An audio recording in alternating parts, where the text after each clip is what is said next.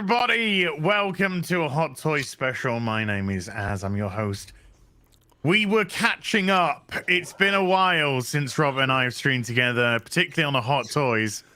So I've been when you said that we would have a date on Saturday, I'm like, well, I'm packing my picnic basket and getting a good bottle of wine, and we're gonna celebrate. I got a bottle of water. Well, I've got my coffee. Oh, I've just had a cup of tea.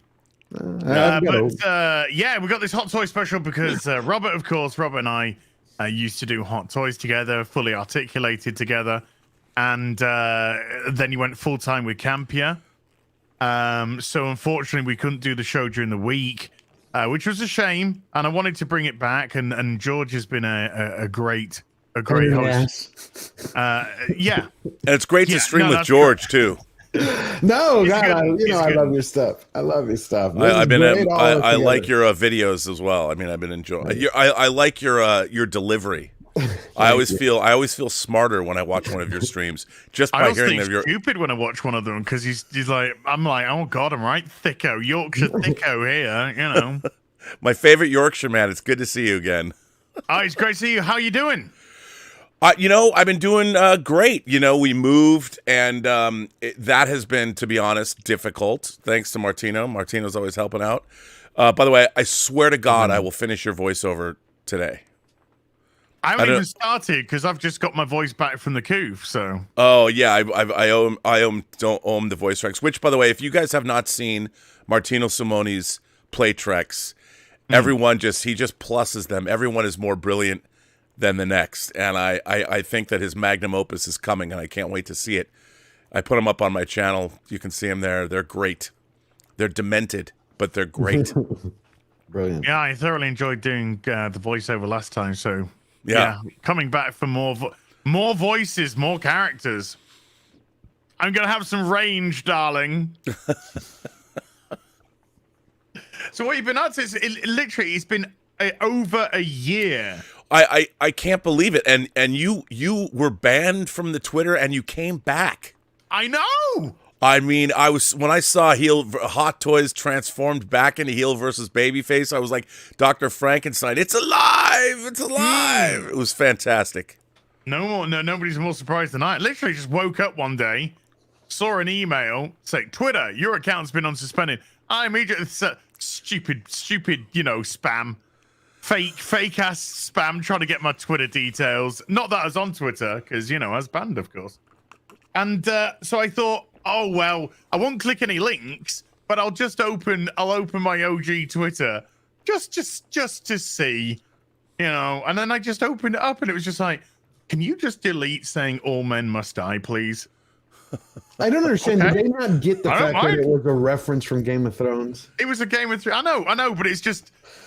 They still wanted me to delete it before they allowed me back on, but I was like, okay, so I deleted it, and it's just like, you just should have put Valor Morgulis, and just left it at that. I mean, you know what's really funny? I've often wondered about if you said something in a different language other than English, would you also get banned? I could say Malacca. There's actually accounts that are called All Men Must Die. Yeah. So how and it's been rampant on with because it's a Game of Thrones, a very famous Game of Thrones quote. So how on earth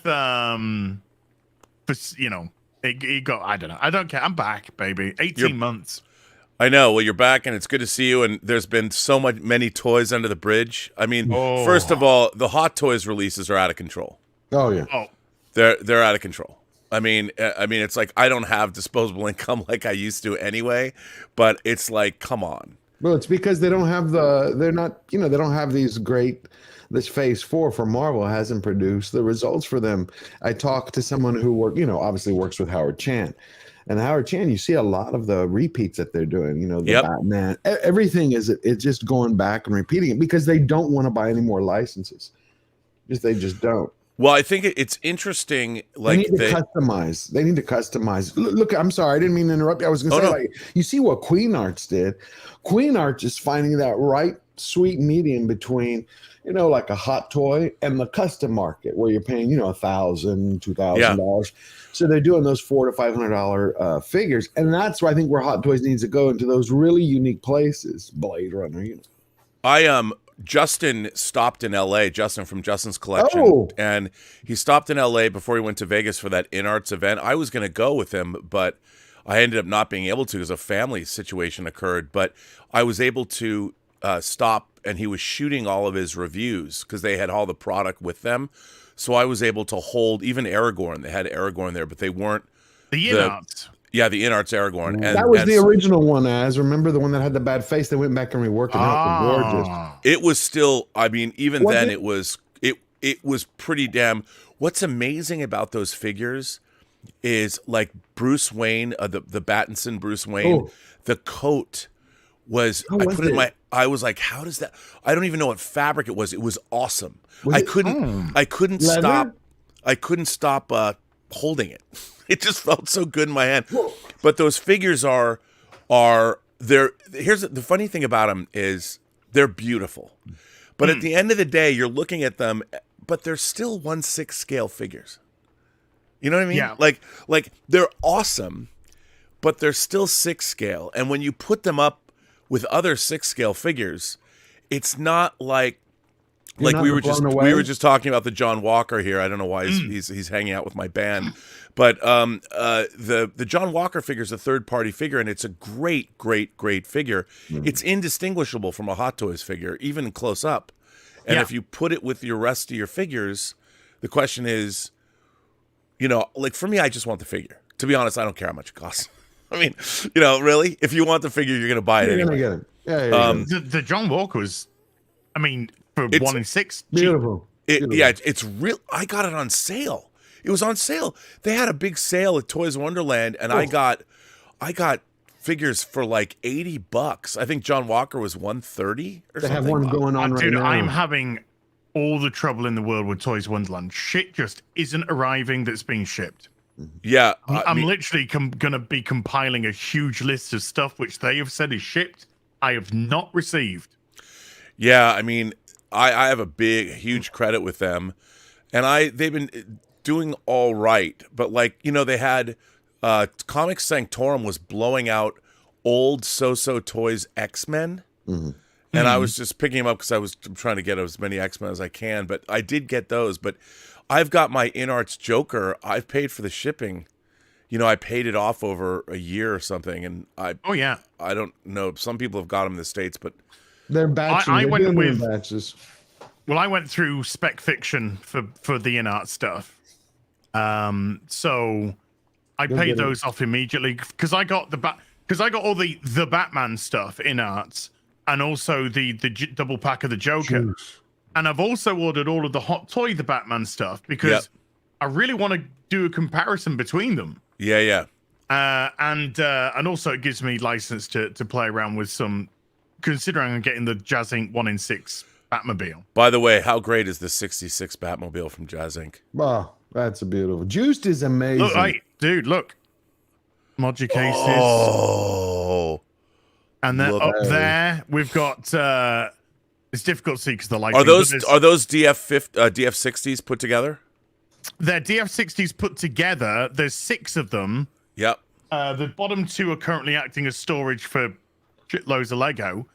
I've got 4 more of the DF60s in storage, which are going to be coming out.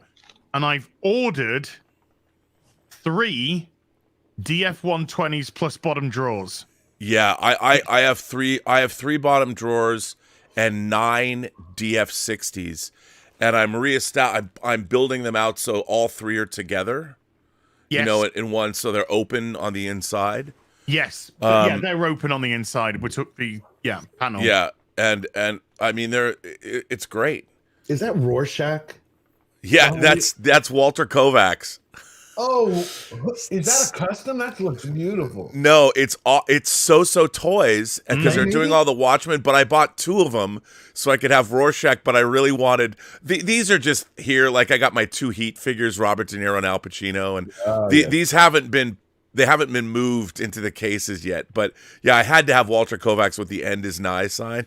He's gonna stay on my shelf forever, somewhere, When did moving Soso around. put those out? Because I want to go find them. I didn't know Soso did that. I must have. Yeah, missed it. Soso did that, and they put out a comedian that I have at Toys Wonderland. yeah. And they're putting out Ozymandias because Hot Toys put out Silk Spectre and Years ago. yeah, but they didn't have.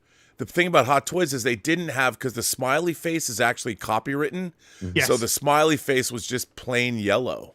It was- didn't have the blood splatter or anything. And it didn't have the smiley face either. Ah, Because the smiley face on the yellow thing is a copywritten symbol that they didn't get the license for. I thought that was just, I mean, when I was in the 90s, dude, that was the acid symbol. Yeah, it's the asset, but because of that, they the people that created it copywrote it. So Really? you have to get a license to use it. Yeah. to get a smiley face. Wow. Yeah, to get that smiley face. That particular smiley face. Robert. Let me just do that, sir. Ah, yes, the light. That is so cool. Now, that's the Jazz Inc. bat symbol? That is the Jazz Inc. bat symbol. Wow, there. that's really great. And your room is bright now too, and you can still see it. Oh, well, I mean, I've actually only got on light-wise I've got 3 bulbs up there. 2 of them are fucking blown. Oh, So I've got 1 bulb and then a side light, but I get a lot of white reflection from this studio. So that sort of lights it up quite nicely for me. Or I do have another light there that I could put on, but then it makes me look translucent. that's so cool. I mean, I have the snow speeder coming and the Batwing, the '89 Batwing coming. I guess all of us do now. So I'm just depressed about the fact that he canceled the BVS Batwing. I wanted to have them. I sent him an email. I'm like, Juice, can you just make like a 5 run, a 10 run? Just that the problem is the engineering they're having. Yeah. What I find out is they need My like Batwing 100 is arriving on Tuesday. I actually have a specific delivery date. You mean your '89 Batwing? Mm-hmm. It's arriving Wow. on Tuesday. Wow. I guess mine. Hopefully mine is. I got an email saying your Batwing is shipping and be with you in May, and then like 10 minutes later, I got another email going, "So sorry, we meant it's shipping it at the end of February," and then it's actually gone through the process of shipping now, and I'm getting FedEx because they've ditched TNT. And I've had 4 deliveries so far from Jazz Inc. And 2 of them got lost. Yeah, I don't understand how that happens with tracking. I mean, it's crazy. I think personally, but Robert, that a few people have sticky fingers. There's no way he's had multiple. Dude, the 2 that were lost were the Justice Mobile, small object, very easy to lose, and the 66 Batmobile. So Juice, I had a bit of a ding dong in a bit of a pissed off way with Jazz Inc. because like my Batmobile, 66 Batmobile, shipped at the beginning of November, about November the 11th, and I was tracking it, and Christmas was coming, so I was like, let's give them Christmas leeway, yeah. And then after Christmas, nothing. And so January came, nothing. And I was checking, and it hadn't like updated since like the 19th of January. Just said like in shipping. So I called I emailed Jazz Inc. and I was just like, hey, I've contacted TNT about this item, and they've said no, I've got to contact you to contact them. So can you just see what's going on? And she came back to me with an email and said, "Oh, they're saying that they've lost the item." And then, so they're looking into it. And then about a week later, I got another email saying, "Okay, good news, they found the item." So I was like, "Okay." So she said, it's now shipping on the way to you. Be with you shortly. So I was like, "Great, okay, no problem." And then a week went past, and 2 weeks went past, and 3 weeks went past, and 4 weeks. And I emailed them back, and it's like, it's been 3 weeks since they found the 66 Batmobile, which is allegedly in this country, and I still haven't got it. And I got an email saying, can you just wait a bit longer? It's like, okay. I'll wait another week. Another week went past, didn't turn up. I was losing my rag by now. Yeah. So I actually emailed them. I was just like, look, I've been really patient, and I'm thinking you're taking the piss out of me here now. I was like, I've paid for this. You know, I've got a ton of shit all paid off with you. You know, and I've been waiting since 11th of November for this item to arrive, and all I'm getting is, can you wait? Can you wait? Can you wait? And I was like, it's been two, nearly 3 months since it's been.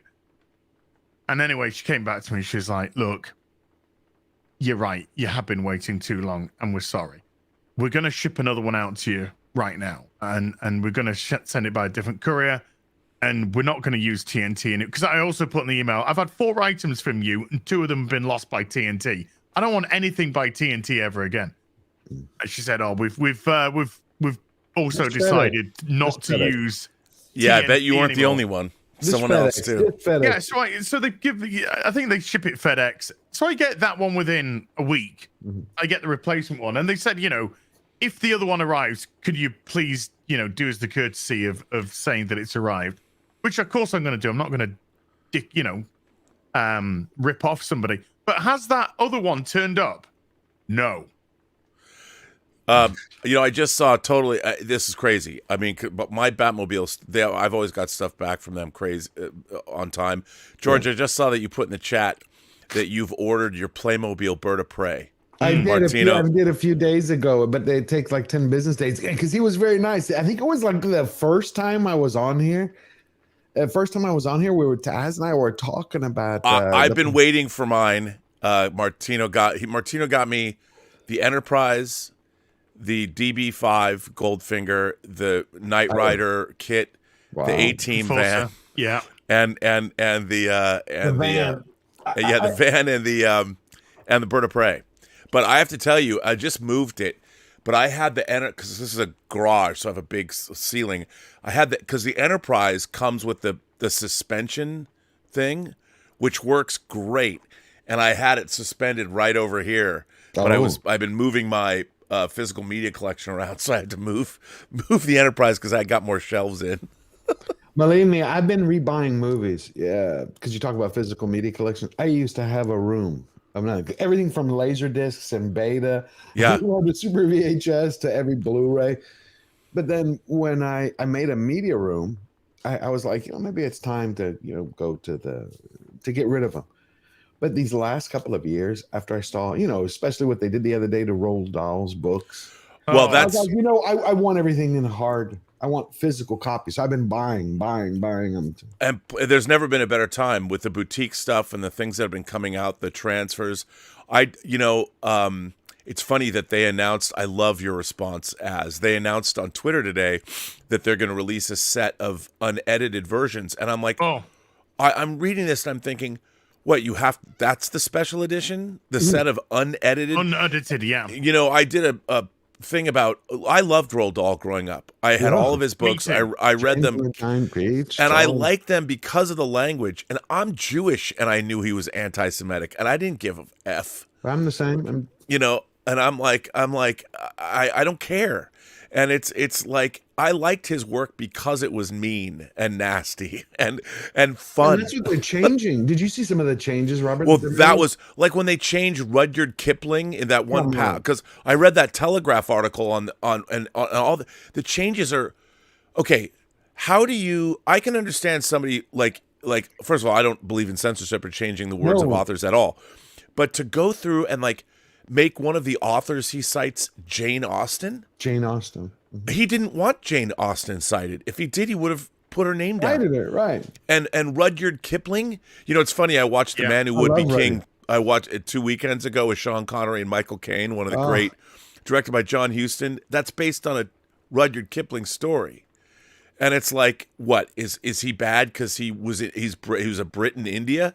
What, you have to be against colonialism? They're talking about colonialism. I know, but it's like, what the hell, man? That was my very first poem that I learned. Rudyard Kipling's "If." Yeah. If I can keep my hand when all about me is. Yes. The Jungle Book. Come on. See. Ricky Tikki Tavi. Yes. See, they want to destroy everything. Look at what they're trying to do to Shakespeare. There are discussions to even edit Shakespeare. I mean, the thing is, that's why, I've talked on my Let's Get Physical Media stream. I've joked about my Amazon order list. You know, and if somebody went through and if somebody really wanted to, my movie collection would get me canceled 10 times over. Why? Because of all the quote unquote objectionable things. Things like a Serbian film. Or my 4K if I spit on your grave. I'm never watching that. What about Tropic Thunder that they just watching that gave film. Stiller No hell way. for yesterday? You saw that, Robert? What? First of all, Tropic Thunder just came out from Kino Lorber in a beautiful 4K edition. And it's awesome. See, therefore, what it. did he say? Did he say he's He's not changing it. He said, no, this came out yesterday. I can tell you his exact quote. They were attacking him saying, does he have any regrets about how he portrayed black people? Blackface. And that's the way that he made him fun of, and they went on to him, and are you going to change it the way that they're now going through works, going through authors, going through films, the way they got rid of the Song of the South? And he's like, I'm not changing anything. And they're like, well, do you apologize? Like, not apologize. Why would here's the thing. The whole point of that was making a point about racism. Right. I mean, it's so funny. I love the line when Robert Downey Jr. is like, "What do you mean, you people?" And then the actual black guy says, "What do you mean, you people?" I mean, if you don't understand, like, what are they going to do? Get rid of Blazing Saddles? I mean, it's so funny that they will. That satire and actual social criticism is now, because these people are, I'm sorry, stupid. They're looking at this stuff and they don't understand what satire is. No, they don't. And it's really the fact that it's not, it's bad enough that there's censorship, but it's even worse that the I'm sorry, I used to consider myself a left-leaning classical liberal. I don't want to. The left is left you. They become dangerous. These are the people that are going to come drag me out of my house and burn my movie collection. Right, and they're gonna do it and say that they're justified in doing it. Now, they're how gonna do you burn justify your books? They're gonna burn your DVDs. Artwork. They're gonna burn your art. Yeah. They're gonna take your toy. They're gonna burn your toys. I know. They're gonna burn it all, mate. All in the name of righteousness. Well, it's so interesting because what it is, it's a denial of human nature. Yes. And I think there's a lack of understanding of historical perspective and it's what's weird is, like it's always been, it's young people that are influenced by and they get influenced. And the thing is, what's weird now is the fomenting of hatred. I don't trust people to not resort to physical harm. Correct. Young, dumb, and full of ideology. Yeah, they're not even full of. They don't want to get laid anymore. No. They're not full of cum. That's what it would have been in our day. We're young, dumb. Well, the women are. I think some of them really are doing everything to get laid. I met two, I guess I wouldn't call them friends of my cousins who came from college. Remember the one I was telling you as? It was, this shorts. Actually, I think I mentioned it in that Christmas stream to you, Robert, when we were talking about Lord of the Rings. She was very, very hardcore conservative. She goes to freshman year, she goes to UT. She goes freshman year, she goes to the University of Texas. She comes back for Thanksgiving. It's like a totally different person. All of a sudden, we're having these fights at the table. Then she brings someone over. And when I realize is the guy that came with one of her girls, he was like a lapdog. I think half of them don't want to get laid, and I think the other half will do whatever they're told for a chance at a shot. For a chance. Yeah, but a woman doesn't want a guy like that. I know that. Yeah, you know that, but he doesn't know that. He's sitting there like, if she told him get up, he got up. Move. You know what I'm talking about. I've learned that lesson in my life. Believe me. But we all have, I think. I mean, it's a little terrifying, and I've been saying this about movies because, I buy stuff from all over the world, and it's all trackable. You can see, like I just got Bret Easton Ellis's new book. Which one? The Shards. I'm a huge Bret Easton Ellis fan, all the way back to Less Than Zero. I didn't know he wrote a new book. It's like his first book in over a decade. And, Did you like Bright Lights, Big City? Yeah, that's Jay McInerney. Oh, Jay McInerney. I don't know why I always consider him with Bret Easton Ellis. Well, they came out, they were part of the literary Brat Pack, like from Bennington College. So you had people like Donna Tartt and Bret Easton Ellis and Jay McInerney and the woman, I forget her name. but I was reading all those books when I was in college and love them. Is her name Ellie McBookie? No. No. But I mean, That's by a the shot way, in the dark there. I have to say that so Az and I, over a year and a half ago, you and I supported the Kickstarter campaign. 2 years ago, maybe? 2 years ago. Now I know so we were doing a prisoner review show where we reviewed all 7. Well, we did an 18 episode prisoner review show. Yes, we did. And during that time, a company announced a Kickstarter campaign to make prisoner toys. Wandering Planet? Yeah, Wandering. And you and I went we bought all of it. Like, we went all in. And I have to say, to their great credit, they constantly released updates about where they were at. Now, dude, I was so excited because I texted you or I sent you a message. When I got my box and opened it up, it was like opening the Ark of the Covenant without getting my face melted, but in a good way. Well, I had another lost package. No. Which was from that. Yeah. They filled out, apparently, because I didn't get any tracking details and it'd been a while. So I contacted them and said, look, I've had no tracking details. I've had nothing arrive. This is my backing number. Could you please, give us some details?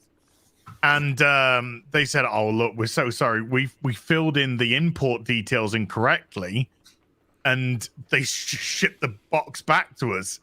So we are going to do it correctly. You will get a tracking number very shortly and you will get your stuff. And they were very, apologetic, very kind. And yeah, within a couple of days, I got a tracking number. And then, about 2 or 3 weeks later, I got it. So yeah, I got all my goods in the end. Now, we haven't talked about this. What did you think? I've actually got them back out for this stream because one thing that I didn't do when I showed them off is I bought 3 rovers. Yeah, I'm gonna open one up and blow it up. Yeah, because I didn't open mine. I got my box here. Oh, this is the box they shipped to me. I was so impressed with what they did. I loved them. I thought they did an absolutely marvelous job. Kind of retro looking. Yeah, the packages. I mean, I didn't open these because I think I'm gonna put them in cards, and sure. And I like all of them. I forgot. I didn't even remember ordering all these. Like the. Well, we went with we just signed up for the everything package. Yeah, and even like this, on the likeness is pretty damn good. I mean, I'm like, wow, and beautiful stuff, Robert. What did you think of the new prisoner? This I'm curious. It was all right. I didn't love it. I think this is my favorite because I love the cloak. It wasn't. But then, dude. Then, I mean, come on. Getting these, I mean, just the thought put into the packaging and stuff, and then when you open it up and the you got the phone and the sword and this is the different. This doesn't have, the other one has. I mean, I was so happy with these. Sorry, go on. Oh, and then and then so I got the rover. Oh yeah. And then the number 6 in the rover. In the rover, yeah. I mean, this box was just an endless supply of love and fun. It just was like, I still haven't know. Did you get the extra stands for the? Oh yeah, that was all part of the big part boy deal. Yeah. I mean, and then I got the T-shirts and then the penny farthing things, but I don't want to open up. And then there's even the coffee mug in here. I haven't even see because I waited to take this stuff out until I saw you. I didn't want to. Oh, no, that's cool. So and then I got the 2 T-shirts which I've been wearing. I got one of the T-shirts. I didn't know there was 2. I got 2 village mugs. Oh yeah, I only got one. The village mugs. I had to get a couple of them. I mean, this was like my favorite. Yeah, this is. I mean, this is so great. Absolutely fantastic. And a can I just say to all mug manufacturers out there, can you please follow these people? Because they've actually got the print on the right side to handle to show off to everyone else. Right. And by the way, this handle is big. Oh, yeah. It's big, so it fits my hand. I love that. Ah. But I have to say, I was so excited when I got, because we haven't talked about it, because you and I ordered it together. They announced it was like kind of our thing. Yeah. And I was so happy when I got this box because everything in it was just, it exceeded my expectations.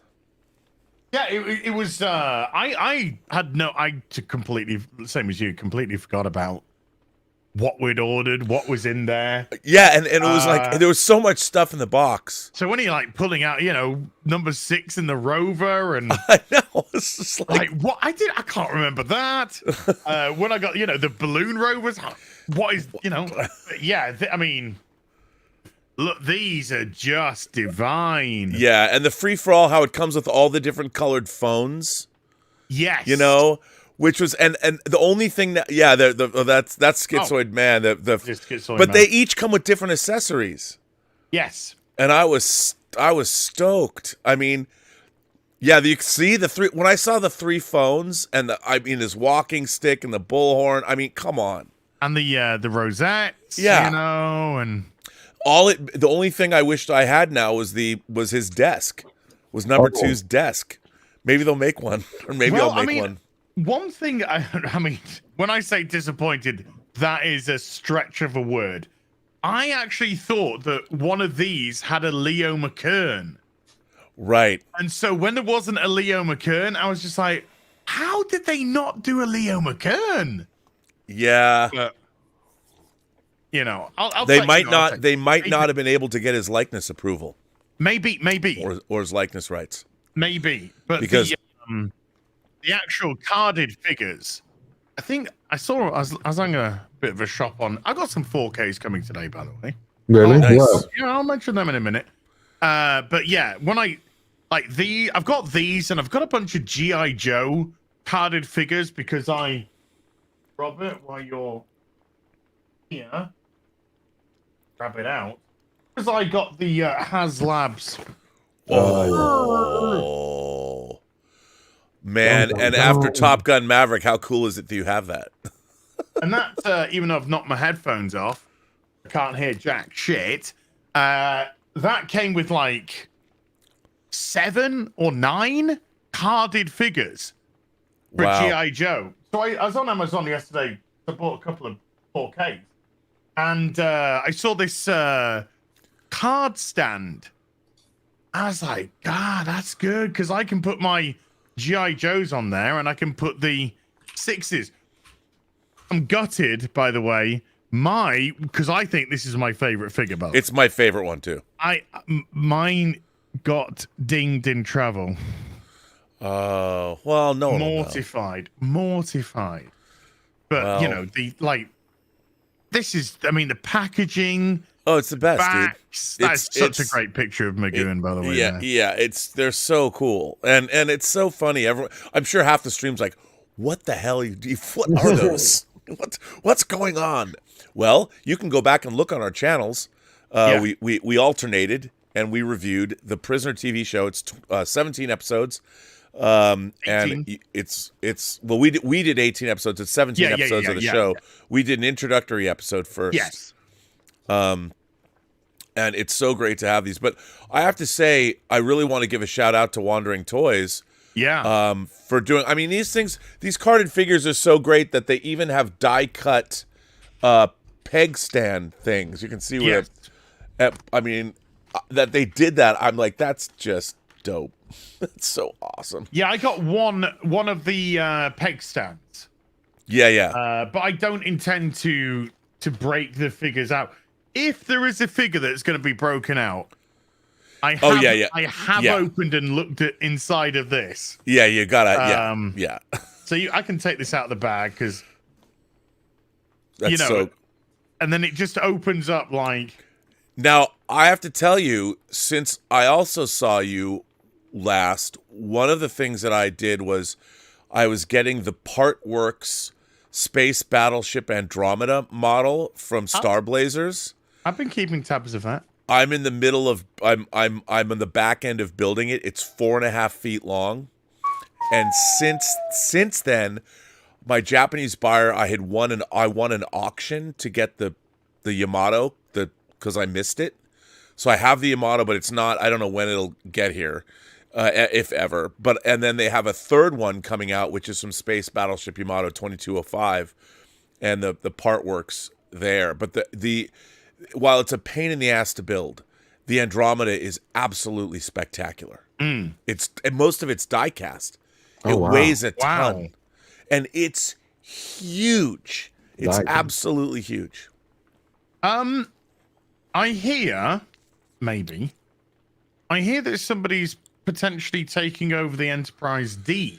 Yes, Ben Robinson from Eagle Moss has said that I think people have talked about Master Replicas re-releasing the ships, but then this other company, it's Fan something out of Germany, I think, and they said he did tweet about it and said you could start up wherever you were at, where you left off, because I was like $1,000 into that thing. Same. I think I was on part 36 or something. Yeah. Somewhere around there. So that's a lot of coin that had gone into that. Yeah. And I want that finished because I've got a plastic bucket in my wardrobe in my bedroom that I've just opened them up and I've got all the packs in there with all the instructions in there. Yep. And I just want to get it. I'd love to have it all completed. So I don't know where to go to see if I can continue. Yeah, Ben Robinson is on Twitter. I actually met with him. We had dinner once, and he's a really great guy. And the fact that he carried the torch and is going to make sure we're going to be able to finish that D. And by the way, I'm just saying you're going to really want to finish it in about 8 weeks.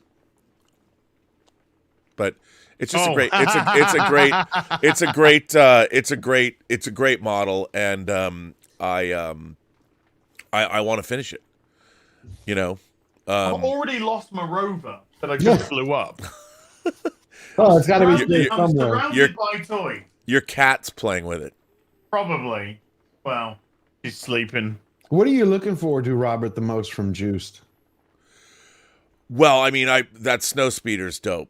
But I think, you know what? I gotta say, I really am interested in the Batman's Batmobile because it smokes. Clean? I think. Well, here's the thing. Because Tuesday, I think it's over. The pre-order's finished. Oh, I think I would get the clean one because if I wanted to, I would rather weather it myself because it looks a little over-weathered, the dirty version. I think so. I think so. That's why I've gone with clean. Well, yeah, dirty. Okay. Because you can always dry brush some silver on there, make it look. But it's the fact that I have to say, I was worried that the 66 Batmobile, like the pinstriping, wasn't looking good. When I got it, I love the fact that they sent a cloth with it because you could wipe off your fingerprints. That thing is so awesome. And I had never really opened my Hot Toys Burt Ward and Adam West. No. And to open them and put them in there. They're actually it's at the door of the Campia offices.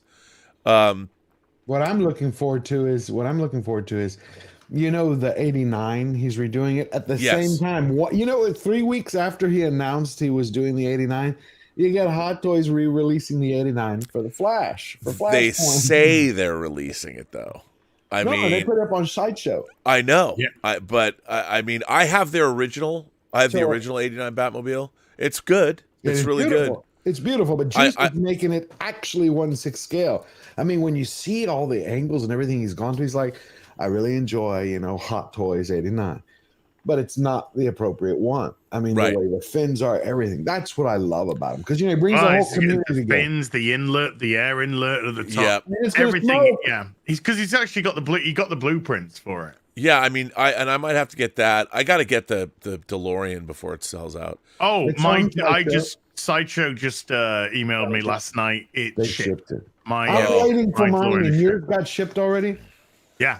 I do not understand how a man in the UK, love you, brother. Hi. How you get stuff quicker than me. You get stuff faster than we do in the States. You I know. always I'll do. tell you why. It I doesn't make actually, sense. because George has been saying this. I've actually looked into this, and I have a legit answer for you. Yep. It's because I have massive sexual charisma.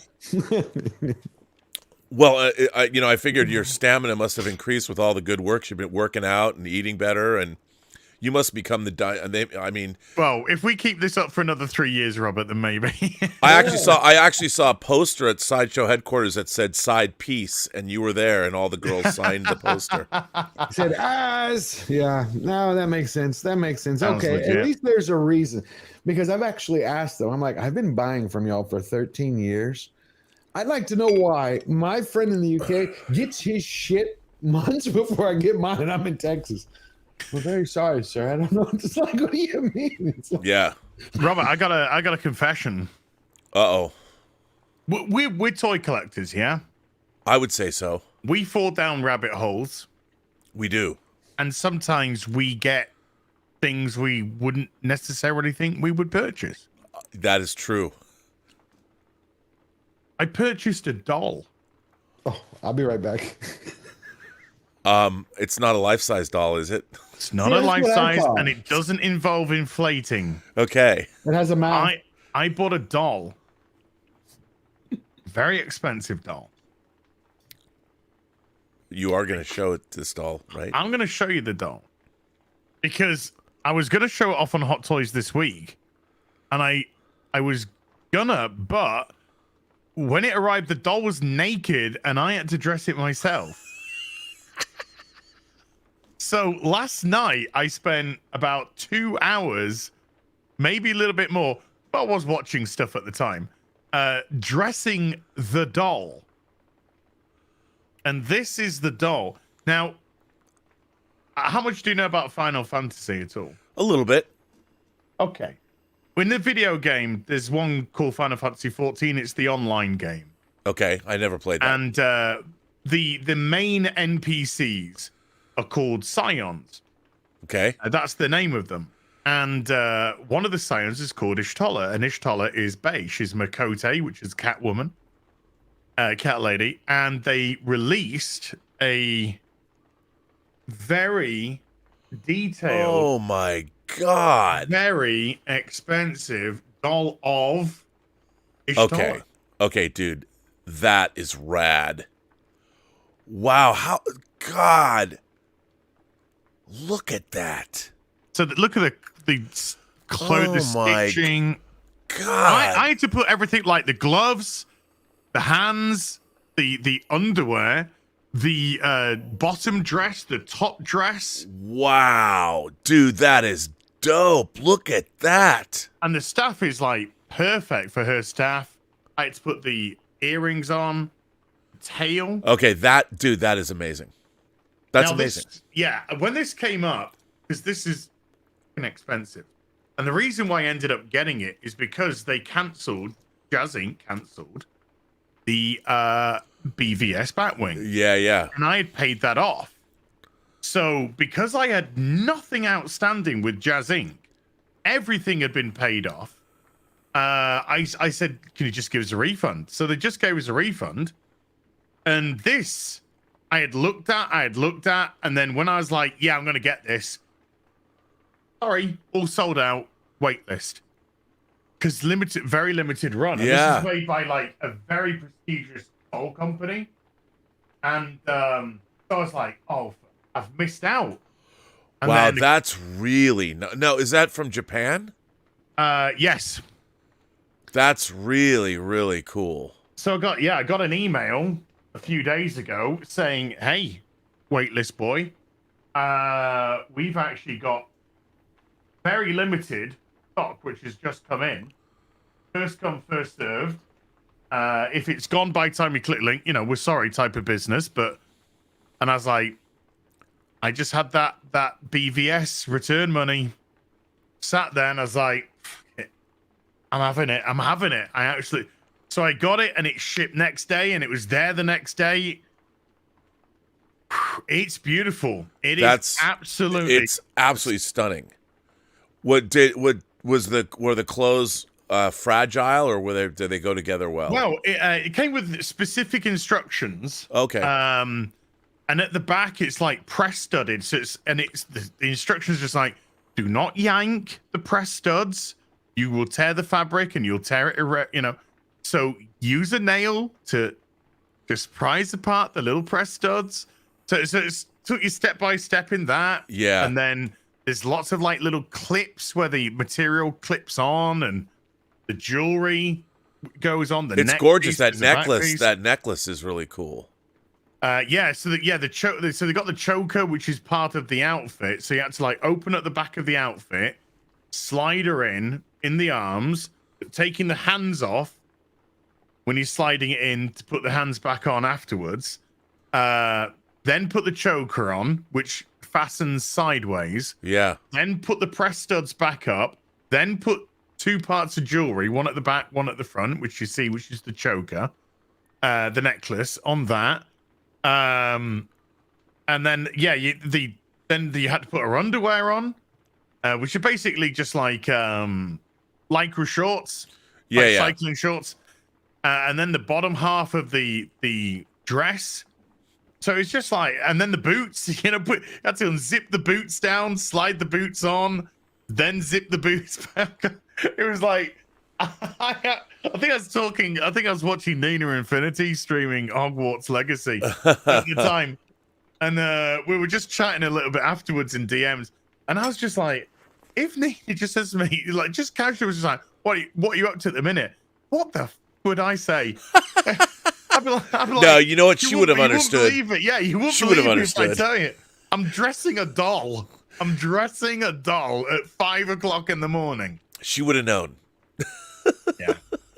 She'd be like, oh, okay, normal shit for you then. Yeah. Wow, that is beautiful. Now here's the thing.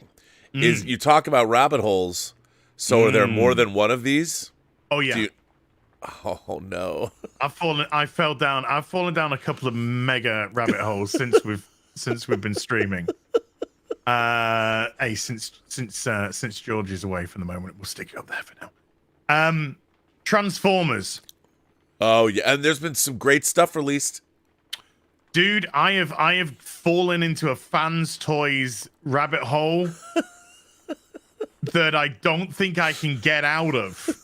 I am in too deep, and I've fallen into a massive Lego rabbit hole. I've always loved my Lego, but now it's just so I've got a. Are you buying a lot of MOC stuff or anything? You know, the fan made or unofficial sets. Oh my God, is that your? Is that in a Moji case? This is my top Moji case. Wow, dude. Which is that? There they are. So this is like this is the G1 prior to the movie first part, and then that's the other side. Wow. So this is a mixture of fans toys plus actual you need to buy you got to buy the shelves, the back shelves, so you can tier those and make yeah. This is what I did today is because I just wanted something to show you, and I also had the bloody Lego lighthouse in here and a Faye Valentine statue. Wow. Which were just surrounded by Transformers. So I got everything out. I spent hours on this for you, Robert. I got everything out today, including the Decepticons, which are now living over in this cabinet, which has now lost the vast majority of the Warhammer figures. They've gone back into the plastic tubs. I took out the Lego Lighthouse, took out the Faye Valentine statue, which is amazing, by the way. And then just decided to line up the pre-movie G1 Transformers. I've still got like Ultra Magnus, Springer, Hot Rod, Cop, Blur in the bedroom, Scourge, Galvatron, Cyclonus in the bedroom. In this cabinet, Devastator, Soundwave, Megatron, 2 Headmasters. Oh man! Virtually all of the Menasor down there. It's Robert. I'm in trouble, dude. You're not in trouble. You're happy. I am very happy. In this world now, I have to show it to you because I ordered this. First of all, how great are the Transformers line that they've been putting out? It's been consistent, hasn't it? Like they keep putting stuff out fairly consistently. In terms of Masterpiece, or in terms of fans' toys, or in terms of both? Both of them. Both, but yeah. With fans' toys, for example, we already know the pre-orders for the upcoming, and fans' toys are also doing reissues, which are improving on the original versions that they put out. And in doing the cabinets today, when I was taking out the fans' toys, because they are so die-cast heavy, right, and so beautifully made, I was just like, oh, you're just like holding them, just like, oh, it feels quality, feels like quality. Yeah, which is the best. Now, there's one thing that I ordered the last time that we streamed, that I put over here that I waited 2.5 years to get. Now, you know that I love my chairs. Oh, yes. I love 6-scale chairs. Oh, yes. Anybody that has a chair that's in 6 scale, I will buy it. Well, this is the greatest chair. Has your Thanos chair arrived? Is that? Yes.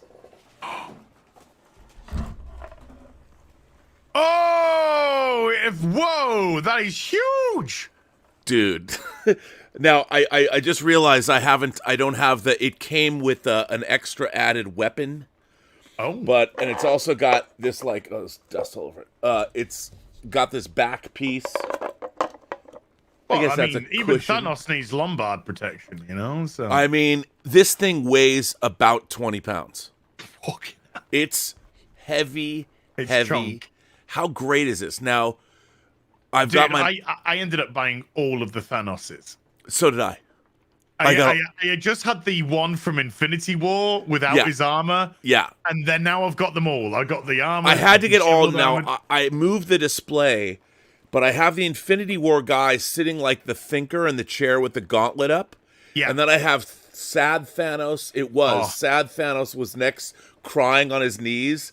And then Battle Thanos was on the other side. I had a Thanos triptych.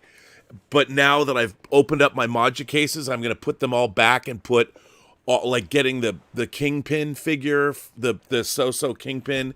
And I've got Oh, that's brilliant. I love it. Yeah, so I'm doing the Marvel villain display in one of the mods. So I've got Ultron, the 3 Thani. And then I got a third party Ronan the Accuser from Guardians of the Galaxy and the Red Skull, and it's like a. But this is I'm gonna move this back into the Modja case. But when are we getting the Picard chair? That's coming. And by the way, the Exo 6 figures are killing it. Oh, they are great. 7 ships next month, March. So that's going to be great. Did you get the Kirk and Spock from the motion picture? Of course I did. Dude, great. I got 2 Kirks. Those figures are great. They're actually down here in that cabinet right now. In the bottom, I've got another cabinet here, by the way. There's just, that cabinet there, which has got Devastator. Look at that. It takes up the whole bloody thing. And at the bottom shelf at the moment, I do have the Kirk and the Spock, and they are delicious. And then I had to get myself another Kirk, because when I saw that Kirk, I'm like, I have to get this out and display it. Yeah. I have to. And that head sculpt on that Kirk is insanity. Oh, it's insanity. It looks so good. By the way, it's a super chat, but Radio Man 1017 asks the question: are you getting the Tomy Diecast 1701 Enterprise? Radio Man, look at my face. Does this look like a bitch to you, Radio Man? First of all, like a bitch to you? I was bummed out because it's $600, $599 or something. They didn't even make their goal, but they decided to make it anyway. And again, watching the updates they've sent, I missed out. Oh, dude, I you know what? I think they're going to make more, and they're going to have some to sell. I hope so. I will snap one up. I think they will. It's going to be interesting because I have the Master Replicas Enterprise, which I really like, but it got damaged, both my refit and in the move I made. The only thing I don't like about the Tomy Enterprise, the only thing, and we'll see on the final version, they've made the saucer separate from the drive section, like the Enterprise D. Now, we never saw that in Star Trek. However, there was artwork to show, and if you look at the underside of the Enterprise, there's indicators that their pads of land. So they did make it separate, and where it separates, because the structure of it is a little odd. There's like a line in the dorsal, the connector between the primary and the secondary hull. That's a little weird, but it looks amazing, and I do love the fact that they're sending out updates and showing the progress of it all. I think that's pretty neat. Speaking of that, another rabbit hole that I've fallen down, but I think I'm going to climb out of it. And I'll tell you why. I've actually brought an example for you here. Okay, what I'm going to show you is freaking amazing. Okay. Actually, George, I'm just going to pop you into the back until you come back, mate. Don't worry. You're just in the back.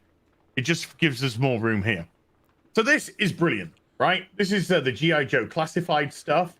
Now, is that available over the counter, or do you have to order that? You can get it at Hasbro. You can get it in a toy shop. Okay. Okay. And this is great. This is everything that you sort of love in a figure when it comes to, I love GI Joe, Action Man, GI Joe, all that sort of stuff.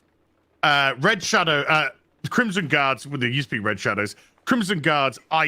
I loved the Crimson Guards as a kid. I just thought they were the coolest looking Nazis. Yeah, in the that's world. that's a great figure. Yeah, it's absolutely fantastic. You've got a beautiful window there. You see the figure. You're looking at all the accessories. That just says, buy me, buy me, buy me, buy me. Yeah. This is Hasbro now. Really? Yeah. Well, that's not very impressive. No. Why do you think that happened? Because they don't want, they're saying, it's better on the environment that we get rid of the plastic windows and we just do it all in shitty card. Right.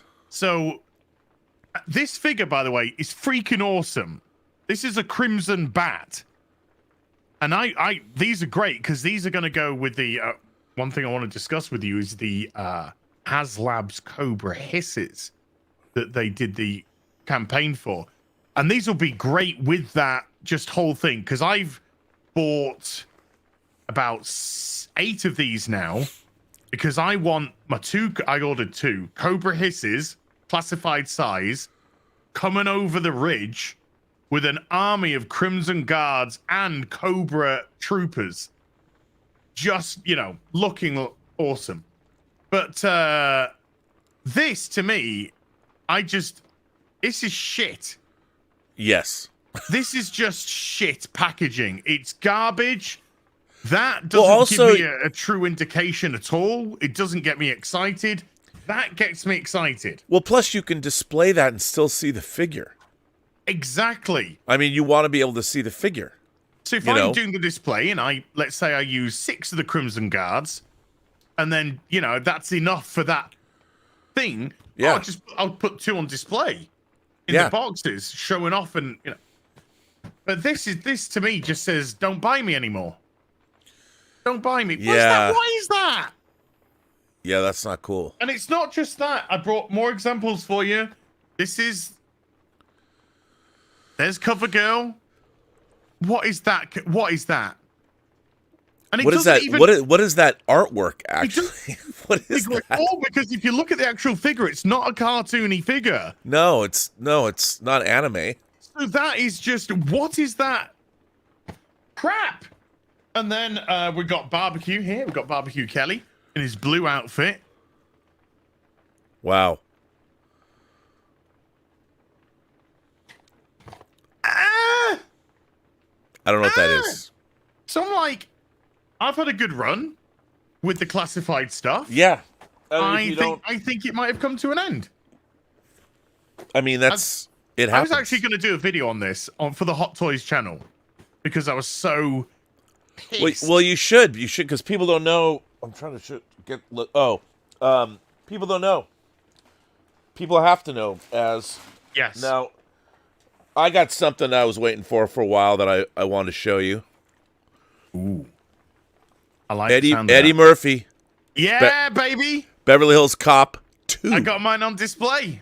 I love this figure. I mean, the head sculpt's pretty good. It's okay. It could be better. It could be, but it's okay. I you know what? Depending on how you pose him, I don't know where I'm to pose him yet, but I do love the clothes and I love the Detroit. The Detroit jacket. That jacket is fantastic. Yeah, I've got him. Oh, you can't see. I've got him actually. And he's got the Mumford T-shirt, which I think is great. On my staircase, I've got like 2 very small little alcoves that I think are meant to be there to put plants on, something like that. Whatever. So I've actually got my Eddie Murphy on there holding the gun like that. Yep. Like the poster, because Beverly Hills Cop, one of my favorite movies of all time. Well, I know we talked about that. I had to get it. You have to get the Axel Foley. So yeah, I was chuffed when that arrived. Very, very happy indeed when that arrived. There's been some good stuff. I mean, what I like is a lot of third party. The third party figures are getting better and better and better all the time. At more competition, and if they, because I know that a couple of them are starting to get licenses, even if it's for very limited stuff. Once you start getting licenses, like we saw with Jazz Inc., of course. Yeah. Now they've got the DC license, so that that Batmobile came in a 66, came in a branded. That box is so cool. It was they did such a good job. But I mean, everything about it, first rate. With with Jazz Inc., I like stuff. I mean, beauty. The 95 Batmobile is on its way, and I've got the Batman and the Robin now. So now, have they already made that? Is it already done, or they're still in production on that? Oh, it's still in production. Because I have to get that. That's pretty dope. I think Batman Forever. Okay. Yeah. But the Batmobile is great, and I think. By the way, I will die on this hill. I think this is the best live action Robin costume there has ever been. Oh, I totally agree with you. And I don't think anything has come close to beating this. No, and the colors are great. If they took the nipples off, okay, please. But other than that, it's he just gets excited, I know. Don't we all, baby? But the color scheme is so great. It's great. It's essentially Tim Drake's outfit. And I love it's Tim Drake, but I love the fact that the cape is two-tone. The inner cape is gold, and it's great. It's a great figure. And I'm glad it finally came out. They're making the Clooney one next. Yeah, I don't know about that. That was the Jaguar, wasn't it? That was based off a Jaguar. Which? The Clooney one. That's what its original model was. Is a Jag. Oh, I didn't know that. The George Clooney Batman. Yeah. They're going to make that figure, you mean? Yeah, that's what they're making the next. Oh, I thought you meant Batman. Sorry, I thought you meant I'll tell you something. Do the Batmobile. I don't know anybody who's going to buy it. I couldn't stand that film. I know, but you know what? I would absolutely buy a light-up Mr. Freeze figure. Oh, fuck yeah. Look, I would different, right? With the weapons and stuff. I mean, the movie sucks, but that figure would be great. There's a big difference between a movie that sucks and an aesthetic. Correct. Yeah. Because the Batman Forever, But I think apart from the nipples, the costumes are actually great. You like the nipples, ass. Well, I like nipples, not necessarily on dudes, but I like nipples. Hey, Graham, Robert, one thing I have to show you. One thing I got. I mean, this is just nothing more than. You're not going to get demonetized, flexing. Are you? No, this is. Baby, DMs for that. DMs for that. This is nothing more than just an out-and-out flex. I'm not going to even pretend it's not. All right. I can't wait. This ain't a toy, but my God, is it a collectible? Oh yeah. Oh. This is sent to me by Graham Nolan. I was gonna say it's Graham Nolan's work. Signed to me, as I will break you, Graham Nolan. What a great panel that is. Original, yeah. This is from Detective Comics 701, page 11. Did you get that framed? Yes, I framed it. Yes, That's a beautiful frame. That's great for that piece. Wow, dude. I said to the company when I picked this up, I said, dude, this is incredible. I'm giving you more work. And so yeah, this Graham sent us this. I could not fucking believe it, because he came on to FNT, and he came on to the Real BBC. Yeah. And afterwards, he sent us a message saying, I had a great time on FNT, on Real BBC. I just, if you want to send us your addresses, just want to send you a bit of art as a thank you. I was like, no, thanks, Graham. I wouldn't in my wildest dreams have thought he was actually going to send us a Detective Comics page. But that OG page. But that's not just look at how cool that page is. Oh, well, I mean, he selected this because he knows I'm a massive Bane fan. Yeah. And he knows a massive Bat. So he picked that specifically for us. And I'm just like, Beautiful. I'm being buried with this. That's Robert. really cool. I'm being buried with it. I had something to show that I have a great love for Moon Knight. And God, I thought you meant moonlighting for a second then. Sorry. I love Moon Knight, not necessarily the Marvel show, the character. So what's really interesting is that I got contacted by I want to make sure, how can I say this? I got contacted by the company that makes this. Ooh. This guy, he I guess he watches my show, and he said, "Hey, we want to send you something. And if you like it, you can show it on the air." Oh, look at that! Oh, beautiful. So I was like, and it came with the authenticity, and it's from Upper Deck, the company that makes trading cards. Oh. And they make these lithographs, and it's it's one of 250, and of course, it's signed on the bottom. But what I love again is just this is such a it's not Bill Sienkiewicz, but it's so cool. And I thank you Upper Deck for sending it to me. I need to get this framed, but that was very nice of them, because I didn't even know they made these things, and they do X-Men versions. So this is made by Upper Deck. 1 of 250. Well, I want to go there now. Yeah, it's pretty nifty. And then it did come with, one of their letters of authenticity. And it came with this cool sleeve. It was very well packed. And again, thank you to Upper Deck for sending that to me, because I didn't know what it was. Somebody says, "We want to send you this." I'm like, okay. Should I give you my home address or P.O. box? You never know. You're going to send me a box of flaming poo. What are you going to get? You never know. More Anthrax for the Anthrax collection. Well, I just had a look at these Mythic Legions. That looks like a rabbit hole you can fall down. I got this week, and I haven't put it fully together, but I've been waiting for it for a long time. Does anybody remember? Oh, yeah. Wow, where'd you get that? Custom. Wow, that's amazing. Yeah. That face sculpt is incredible. Like, I haven't done the hair. You gotta futz with it and get everything and put all the buttons and. But that wow. Look, I'm not in process for 3 years. I'm not a big Hook fan, but that is an incredible figure. My God, that face sculpt is perfect. Scott Peterson is the artist.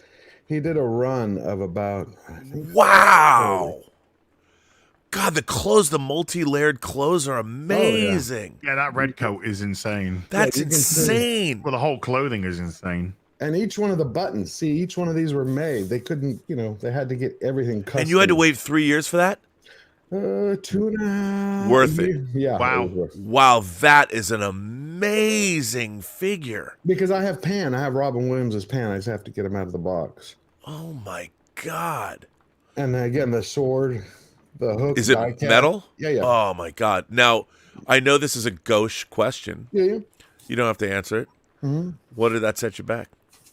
2,500. Oh, okay. It's just Worth that he it. had a limited. It was. I thought it was going to be more. I think it was. Yeah, it was 20. No, you know what? That's I think for 2,700. six scale custom. That because that was what I paid for Prince, and worth it. That's an amazing figure. And how many did he do? I think 30. Wow. Well, yeah, because at the Prince that was 30 of that. Well, the problem is everything is custom design. He had been looking to do it for years. He was talking about it. Did he sculpt the head? Yeah. He does the head. He's a sculptor. So The head is perfect. And then there's this gentleman who's I would say he's the top in the world, who makes 1/6 miniatures. Like he started making watches or glasses, but not the glasses like you get from Hot Toys, Right. Where They're metal and stuff. They look cheap. These actually look like he's developed some type of technique where the glass in the glasses, it's transparent, like exactly like what you're wearing. It's not like Hot Toys. So he makes watches where you get the watches on the 1/6 figures, and it's nothing but a piece of looks like melted plastic. His actually look like whatever design, they look like they're like in 1/6 form. So he made the hook, he made the buttons, and he made the basket hilt. You can see all of that work right there. All of that work. I'll give you his name. He even does custom work, but he is a genius. You see the basket hilt? Yeah, it's incredible. He had to he had to make all of that. That's all metal. God. Wow. And Is the hook metal too? Is the hook die cast? Wow. And it comes with a baseball glove because you remember in the movie? Yep. Wow. 2.5 years. That's worth it.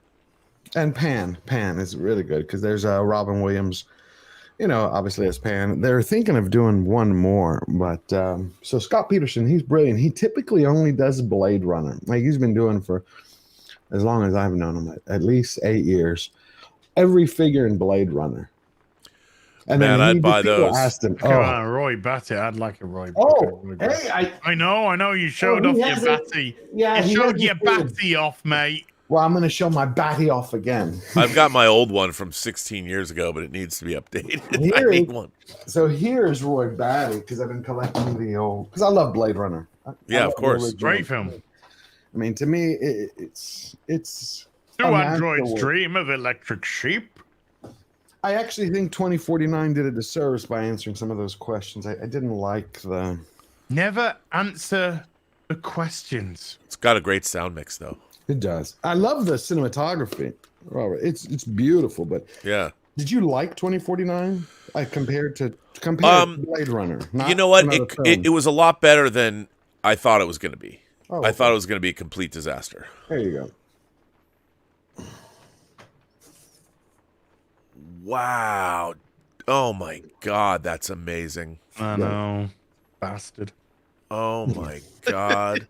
And again, the clothing. Now, this set comes from a Russian outfit a long time ago. This one studio, I think it's called Siberian. Stop funding the war, George! No, this is from years ago. That face sculpt is incredible. Right. The artist who did it, his name is Buffy, and he's one of the top sculptors in the world. No. Okay. But you can see when you look really close the detail that he puts into his sculpt. Yeah, what is the jacket made out of? That's great. Leather, because he doesn't need pleather. Is it That's leather why. or leather? Leather or pleather? Yeah, no pleather because I have never found anyone in the customs who uses pleather because pleather flakes. Pleather. Yeah. Yeah. Which is why I don't understand why Hot Toys continues to use bloody pleather. Chinese, cheap. But except how many times, I didn't realize this, they've been sued a lot for that because people will have them. You keep them in your box, you keep them in storage, you keep them at home, and then all of a sudden you open them 2 or 3 years later and Daredevil from the original Netflix series, I pulled it out of the packaging, half of it's flaked off. My crow, leather, destroyed because it's not real. I don't know why they just don't. And they've done leather before, but now they're using that new, what is it called? I'm not getting the word right. Can y'all hear me? Yeah. Okay, so they're using this thing called It's a plastic that they're imprinting the texture of leather onto, where it looks like leather, but it's actually plastic. That's new. Hopefully it works. Oh, just quickly, those 4Ks I've got coming today. I've got Star Trek: The Motion Picture Director's Cut. Nice. Yeah. You're gonna love that. And I've got Harry Potter: The Dark Arts Steel Box Complete Set. Nice. I don't know what that is. Nice. When you were a kid, Robert, because we're not too far apart on ages. You're a little bit older than me, but Yeah, I'm old. Gonna die soon. do you remember? Do you remember a toy line, a cartoon called Centurion? Oh yeah. Oh yeah, okay. So this will be very familiar to you then. Oh my god, dude, that takes me back. Look at that. That's a great figure. It's all right. Okay. So Patrick Thomas Parnell, PTP, came onto the Hot Toy streams, Hot Toy stream a few weeks ago, and he's got this company called Riot Press Toys. So he does these sort of retro toys as well as his own toys for his own products. And this is called 80s Commandos. And he after the show he sent us a DM and he's just like, hey, do you want me to just send you a little goodie bag of some of the toys? I was like, yeah. The answer's always yes. Yeah, the answer is always yes. It's always yes. So Yes. he sends us this pack of 3. This comes actually as a pack of 3. I'll show you the others in a sec. And they look so good. And I had them in the box. I was like, I kind of don't want to get them out, but at the same time, I really want to get these out as well. So I showed them off on Hot Toys a couple of weeks back, and then I was like, I want to get these out. So next week I'm gonna get them out. But we didn't have time on Wednesday, so perfect time now. So I actually got them all out and built them.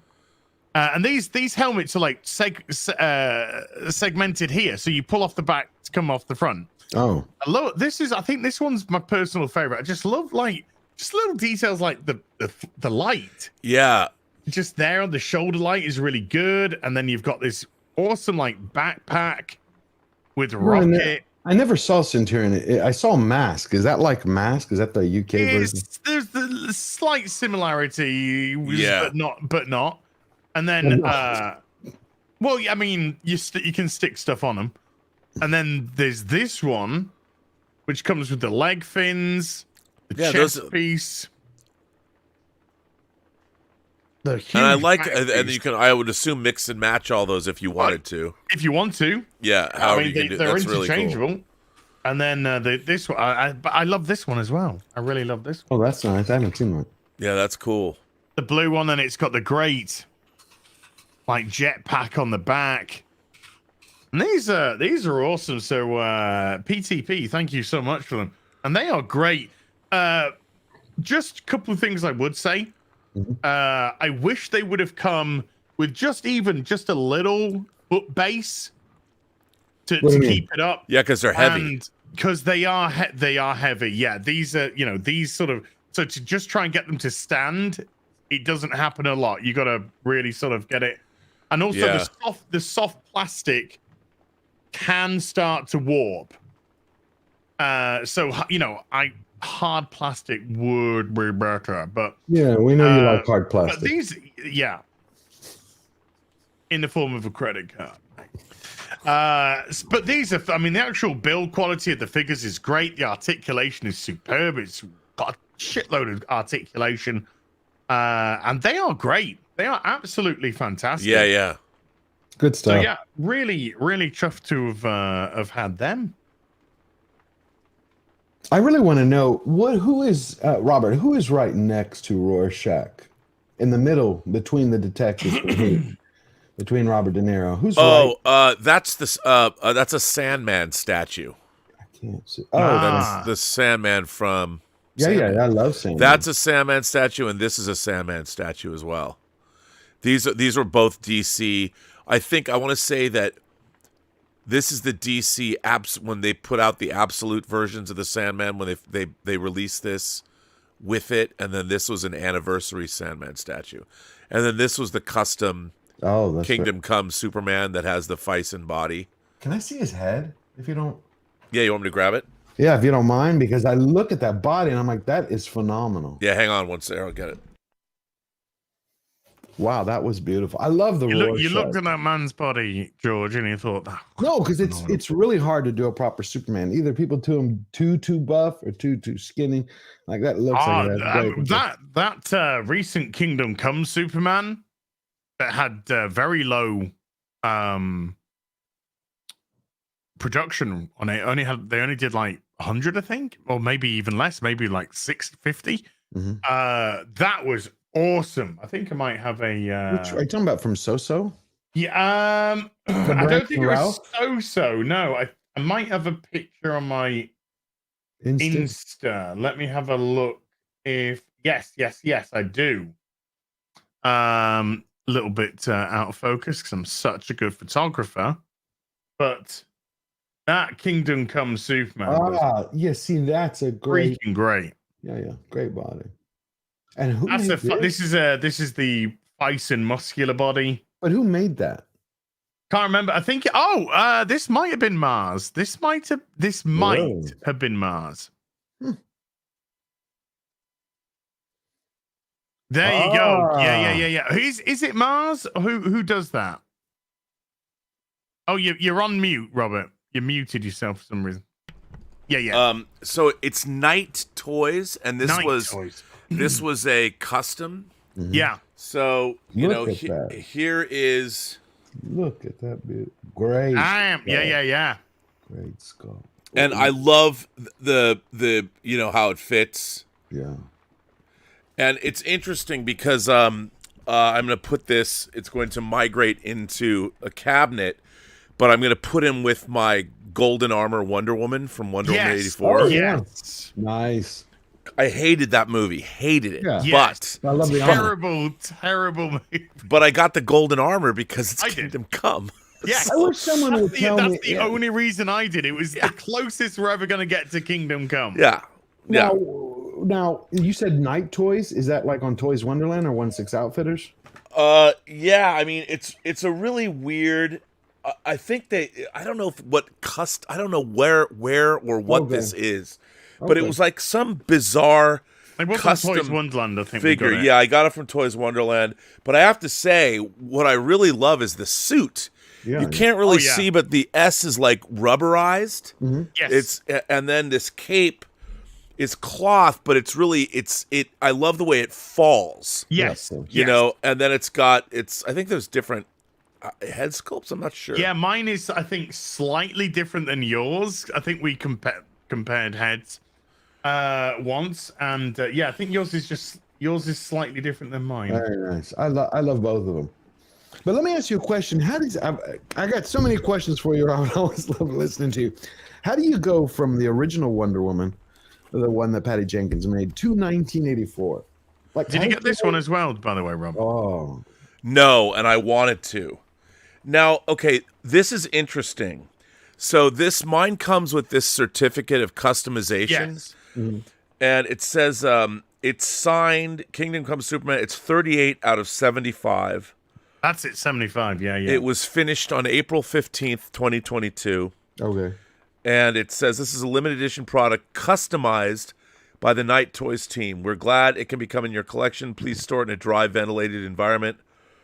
And then you can see that it's signed by the crew. Yeah. So I think like each one might be a little different, maybe. Yeah, but I mean, they are custom head sculpts, so yeah. Definitely. There is a definite slight difference between yours and mine. But what do you think about that, Robert? You mean you're talking about the movies? I have an answer for you.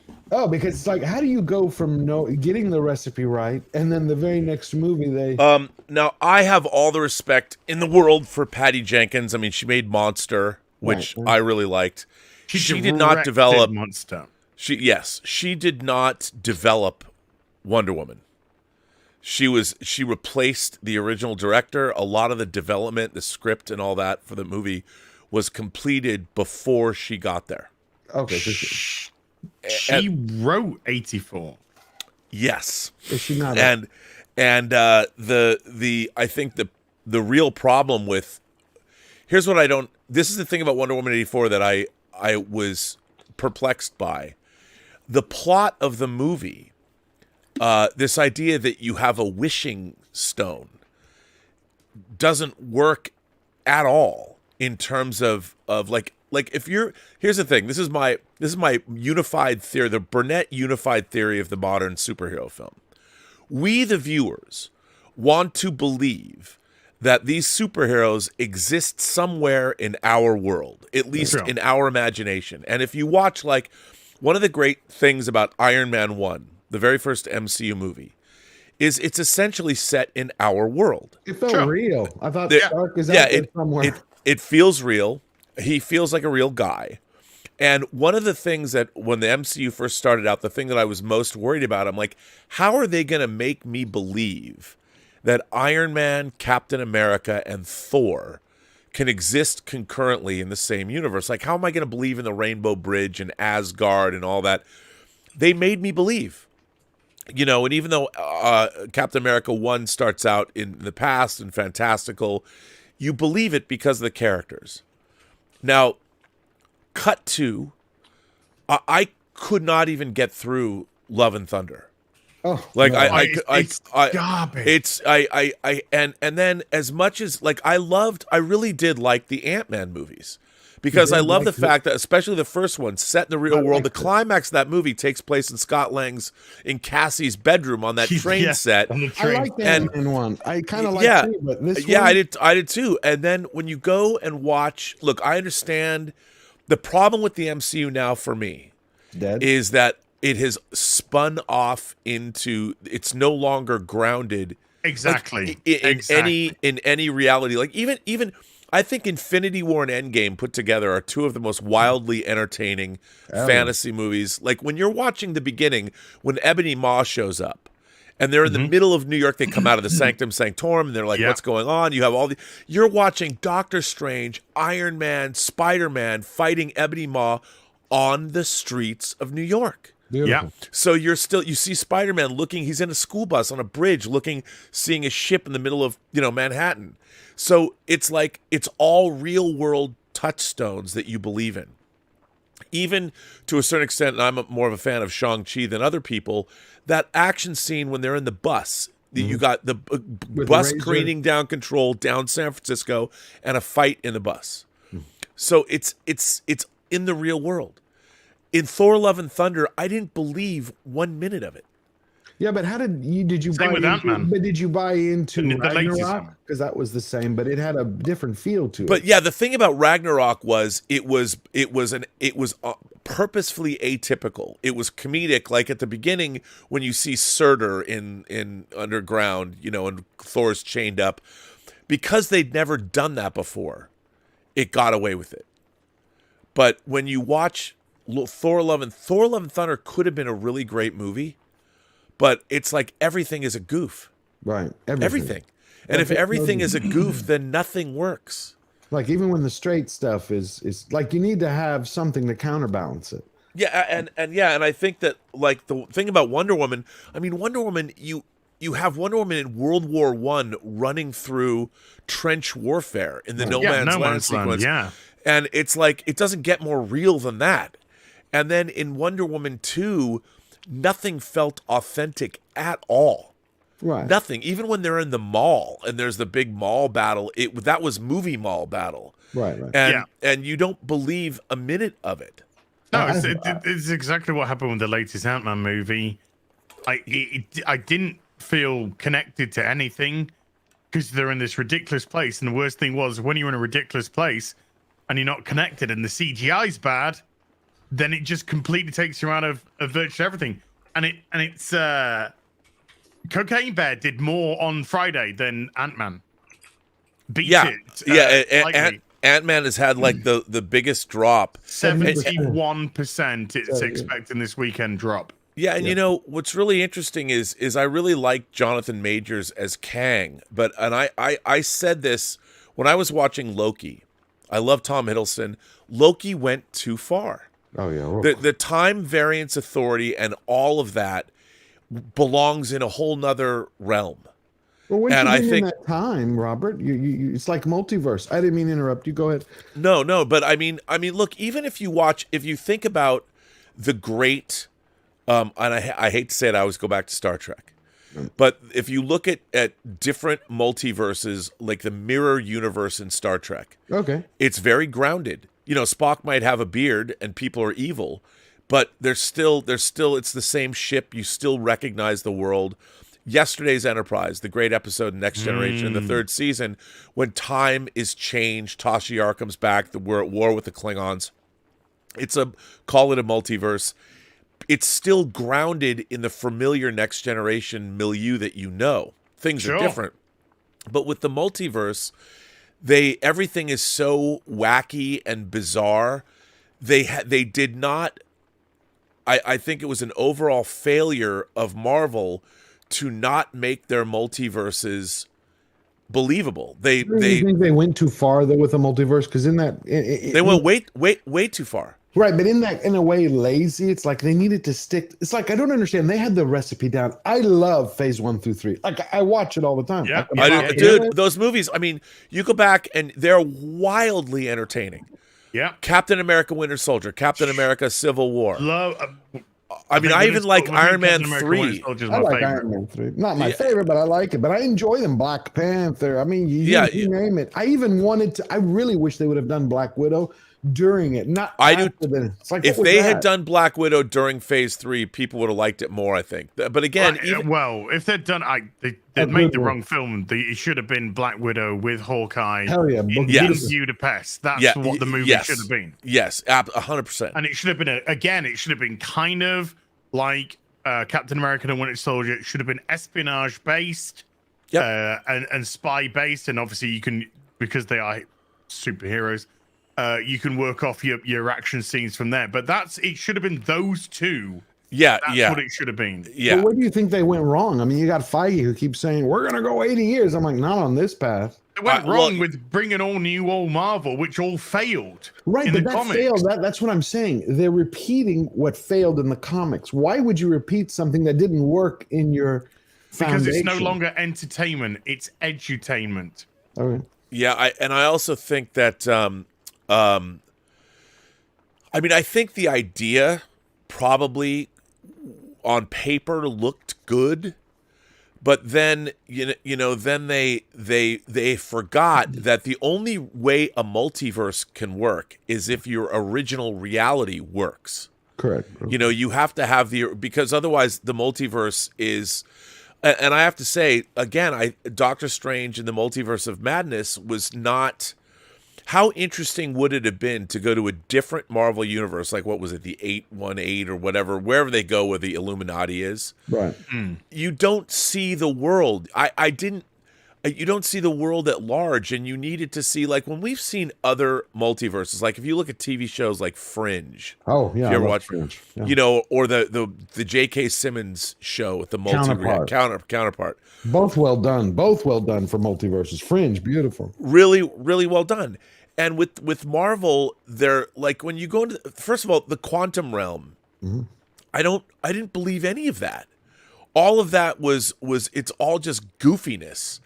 And when you just go too far, it's too comic booky. It's too, and I know that they mean well, but I think the reasons phases 1, 2, and 3 worked as well as they do is because, again, it's grounded in the real world.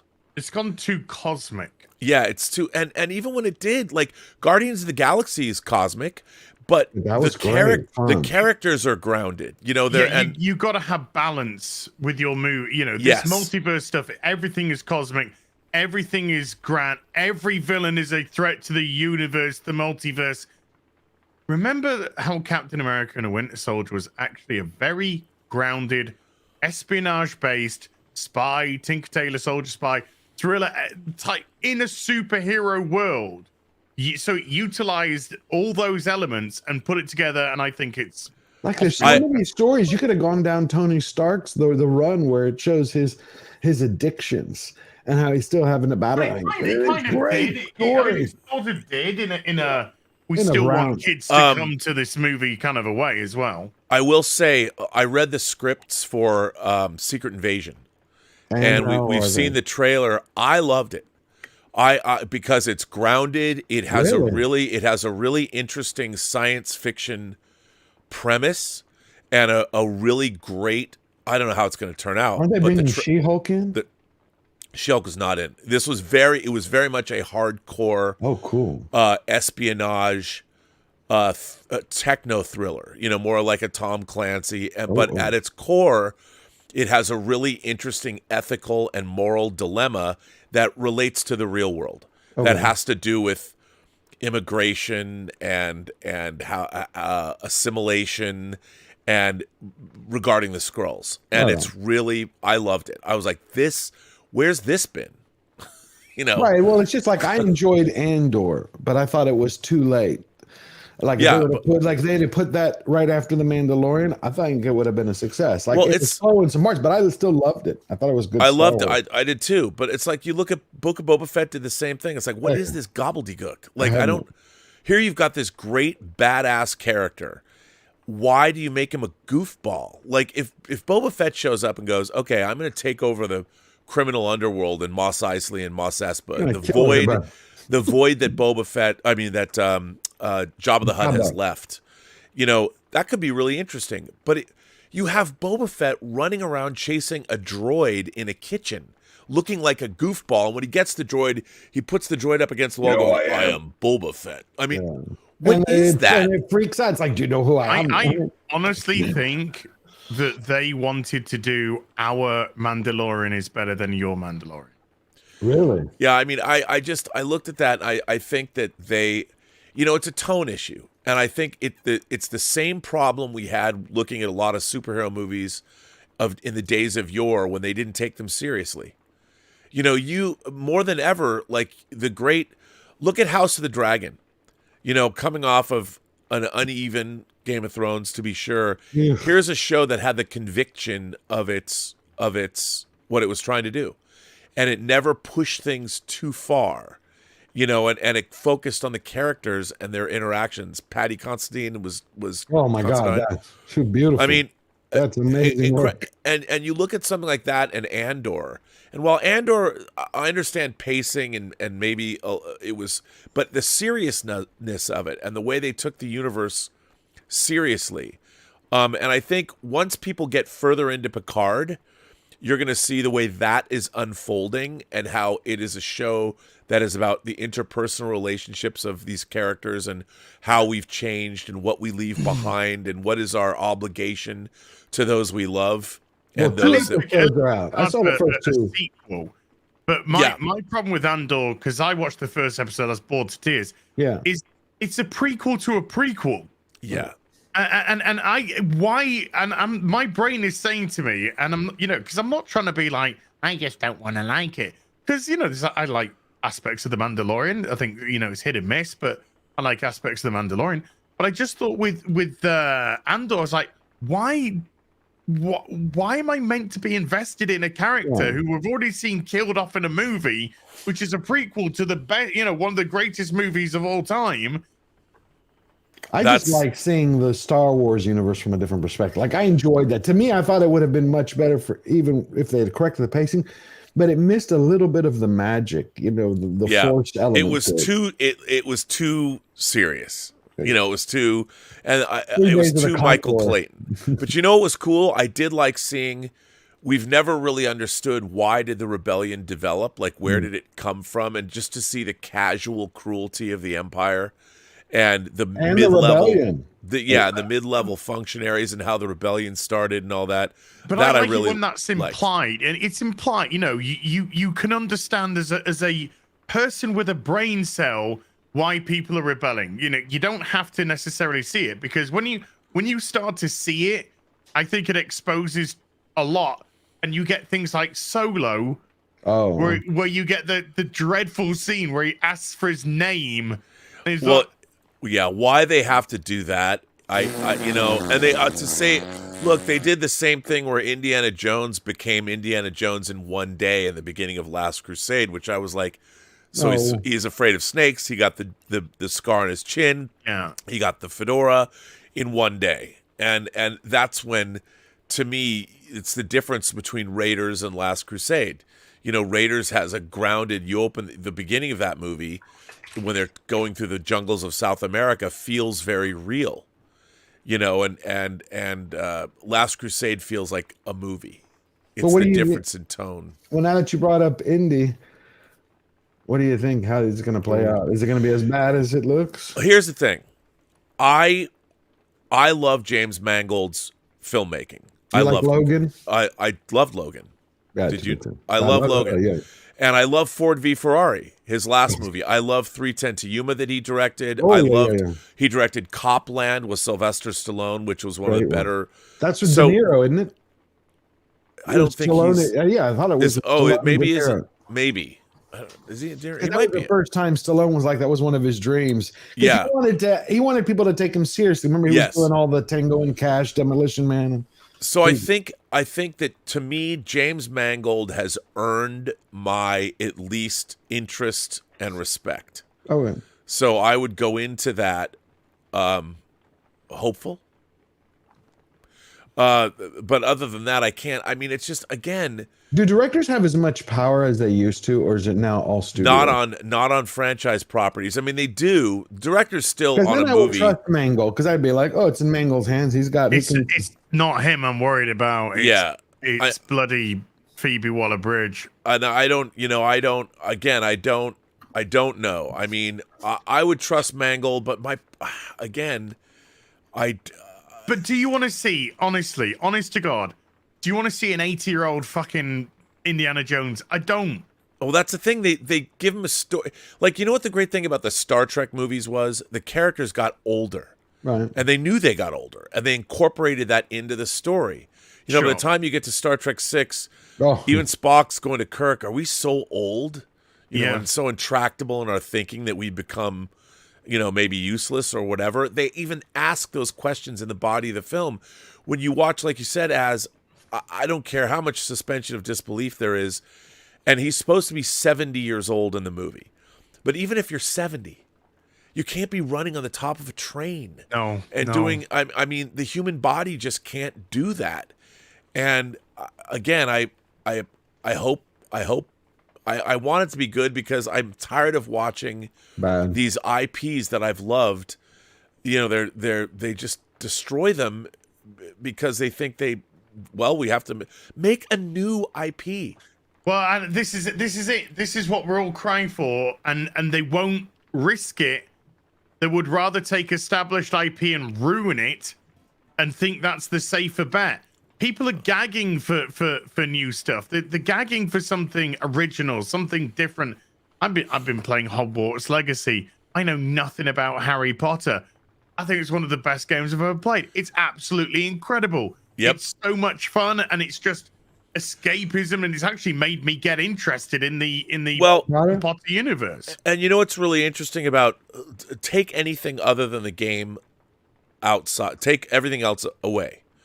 If you look at that game, you have a whole team of game designers and from the way it looks to the motion capture of the characters to the gameplay itself. Hundreds of people worked on that under the guidance of some very smart people that knew exactly what kind of game they were making. Mm-hmm. And they've made a game, the biggest people streaming it on Twitch, over 1 million people streaming live, playing Hogwarts Legacy. That game, the game itself, everything that went into making that game is extraordinary. And that should be celebrated. Yes. And yet, you know, everybody wants to forget whatever your politics is. That's a game, and the people that made the game should be rewarded for that. Right. You know, and I think that when it comes right down to it, these great IPs and things that we have need to have talented people who really unfortunately, the way people get jobs now is if you've had a success in one area, then everyone thinks, oh, well, that person was successful. They made $1 billion or whatever. So, of course, they can come over and do this. Oh. The thing is, they might not be qualified to do this. They might not even even like that. But because they had a success over here, from a corporate standpoint, you can put their name on a spreadsheet and they're like, okay, we can bank on this person. And then they might be completely wrong for this, but they'll make it anyway because it looks good on a spreadsheet. Because a corporation can't make a distinction and go, well, this person's only ever made comedies, so let's let him go make, I don't know, a Star Wars movie. You know, and while, I mean, I think what's really interesting is maybe that could have worked, but like, we'll never get a chance to see it. Like, I would love to have seen what Lord and Miller did with Solo. You know, they were fired, what, 75% in. I thought Kathleen Kennedy, she had good instinct. She found people that made, you know, 21 and 22 Jump Street. They were behind Spider-Man Across the Spider-Verse, which is a great animated film, you know, great movie. She picked them for a reason. And all the way in, then they decided, oh, this isn't the direction that we wanted to go in. Well, why not? Who made that choice? You hired filmmakers that I mean, who's to say that their version of Solo wasn't better? Because I don't trust anybody anymore to understand what these IPs are supposed to be. Well, I mean, you mentioned, you know, people having success in an area being put in other areas. We're seeing people having failures all over the place and being pushed on. Yep. To the, you know, it's incredible. But I feel exactly the same way that with the Marvel Universe right now, it's directionless, it's rudderless. You can tell there is no idea here. They don't know what they're doing. There is no plan in place, and we're essentially seeing the sequels from Star Wars all over again now, but on a grander scale because they got so much invested in it with the TV, the movies, the new characters that they're trying to bring in that have failed miserably in the comics. And it's for want of a better phrase, it's embarrassing to see. It's embarrassing to see what they're doing with these movies now. And it's embarrassing to see what they did with Phase 4.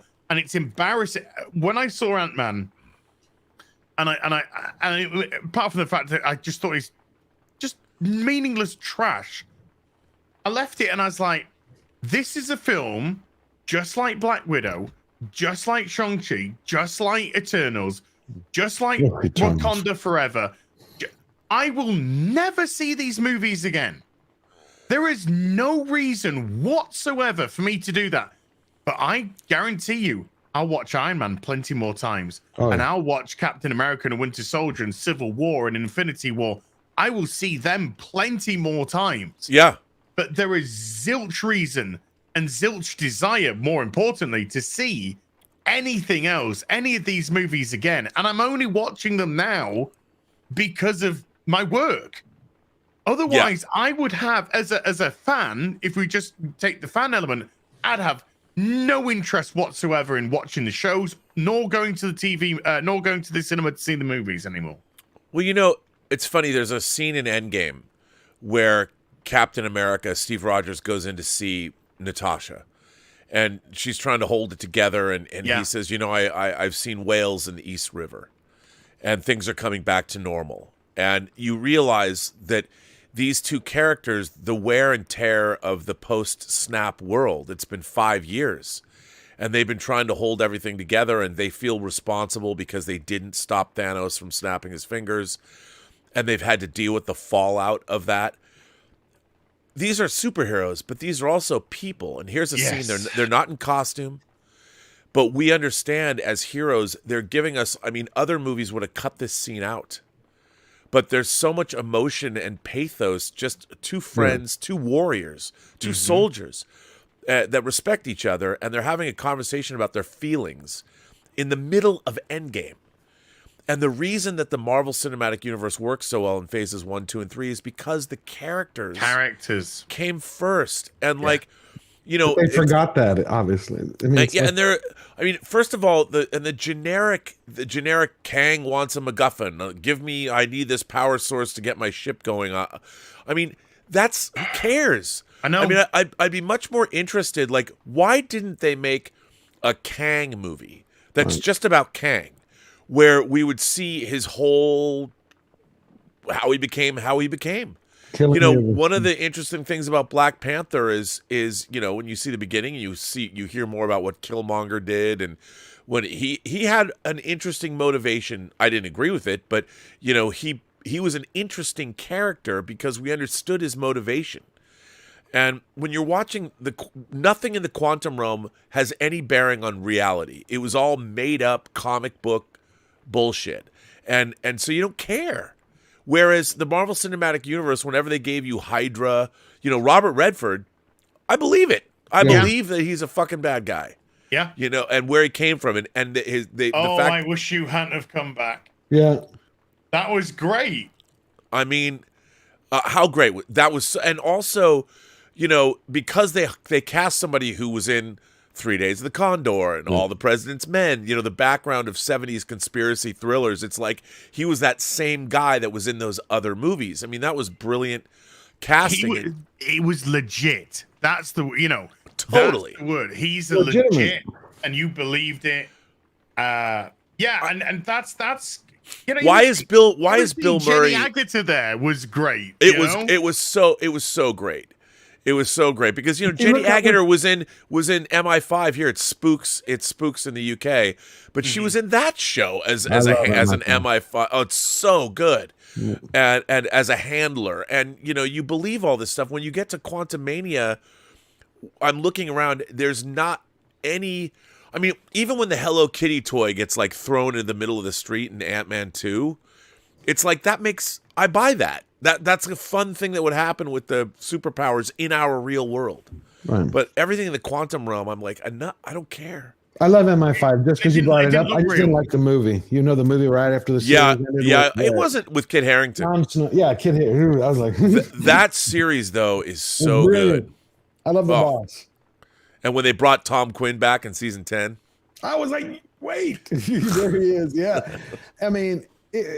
They killed so many characters off. It was Game of Thrones in a way before Game of Thrones. The first season I think in the 4th episode when they kill that woman, that hot agent, and she got her face stuffed into a deep fryer. I was like, oh my God. Do you remember when he armored his home so he could protect the wife or the wannabe wife, the woman he loved and her kid, and then they get stuck in it. And he's like, he killed her in a way. Yeah, it was. That like show was everything. Great. But see that right there, I felt all of that in Marvel's Phase 1 through 3. Yeah, and you can't. There was not. I didn't feel the characters were. I think both of y'all have hit on that, but there was nothing to attach you to them. Like I love Guardians of the Galaxy. It's a lot of fun, but I understand Peter Quill. Taken from Earth as a kid, lost his mom, then taken over there. But each character from Yondu to Star-Lord, they all they all feel real. Now it's I don't know. It's like they're all the same synthetic cutouts, just a different name. Yeah. I mean, when Bill Murray shows up. Oh yeah. Like, why is Bill Murray in this movie? Now I'm watching Bill Murray. It's and they do things Bill like Murray's in this movie because Jurassic Park. What are you talking about? The Fly. Oh, The Fly. With Jeff Goldblum? Jeff Goldblum. My brain's just gone dead. Because Jeff Goldblum. That's why.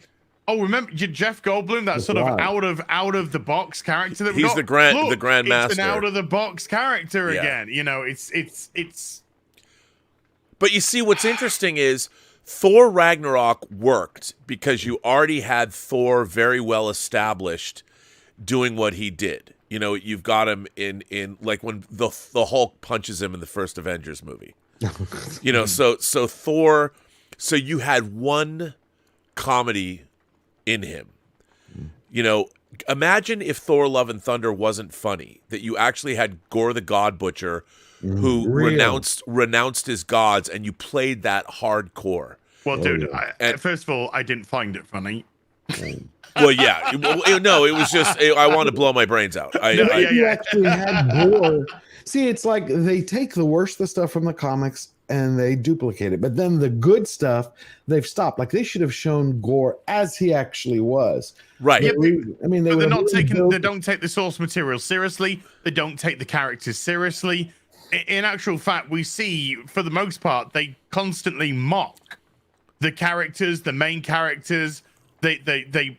I mean, there was some unbelievably stupid quote from the writer of Ant-Man and the Wasp, Quantumania. Okay. And he said something like, "Oh, the reason why we defeated Kang at the end of the movie is because we believe that people gravitate more towards villains which are vulnerable." And I'm like, "What are you doing talking about trying to relate to a vulnerable villain? What the hell? You should be relating first of all to your primary cast, but your primary cast you didn't push because you're too busy pushing Michelle Pfeiffer in as though I loved Michelle Pfeiffer.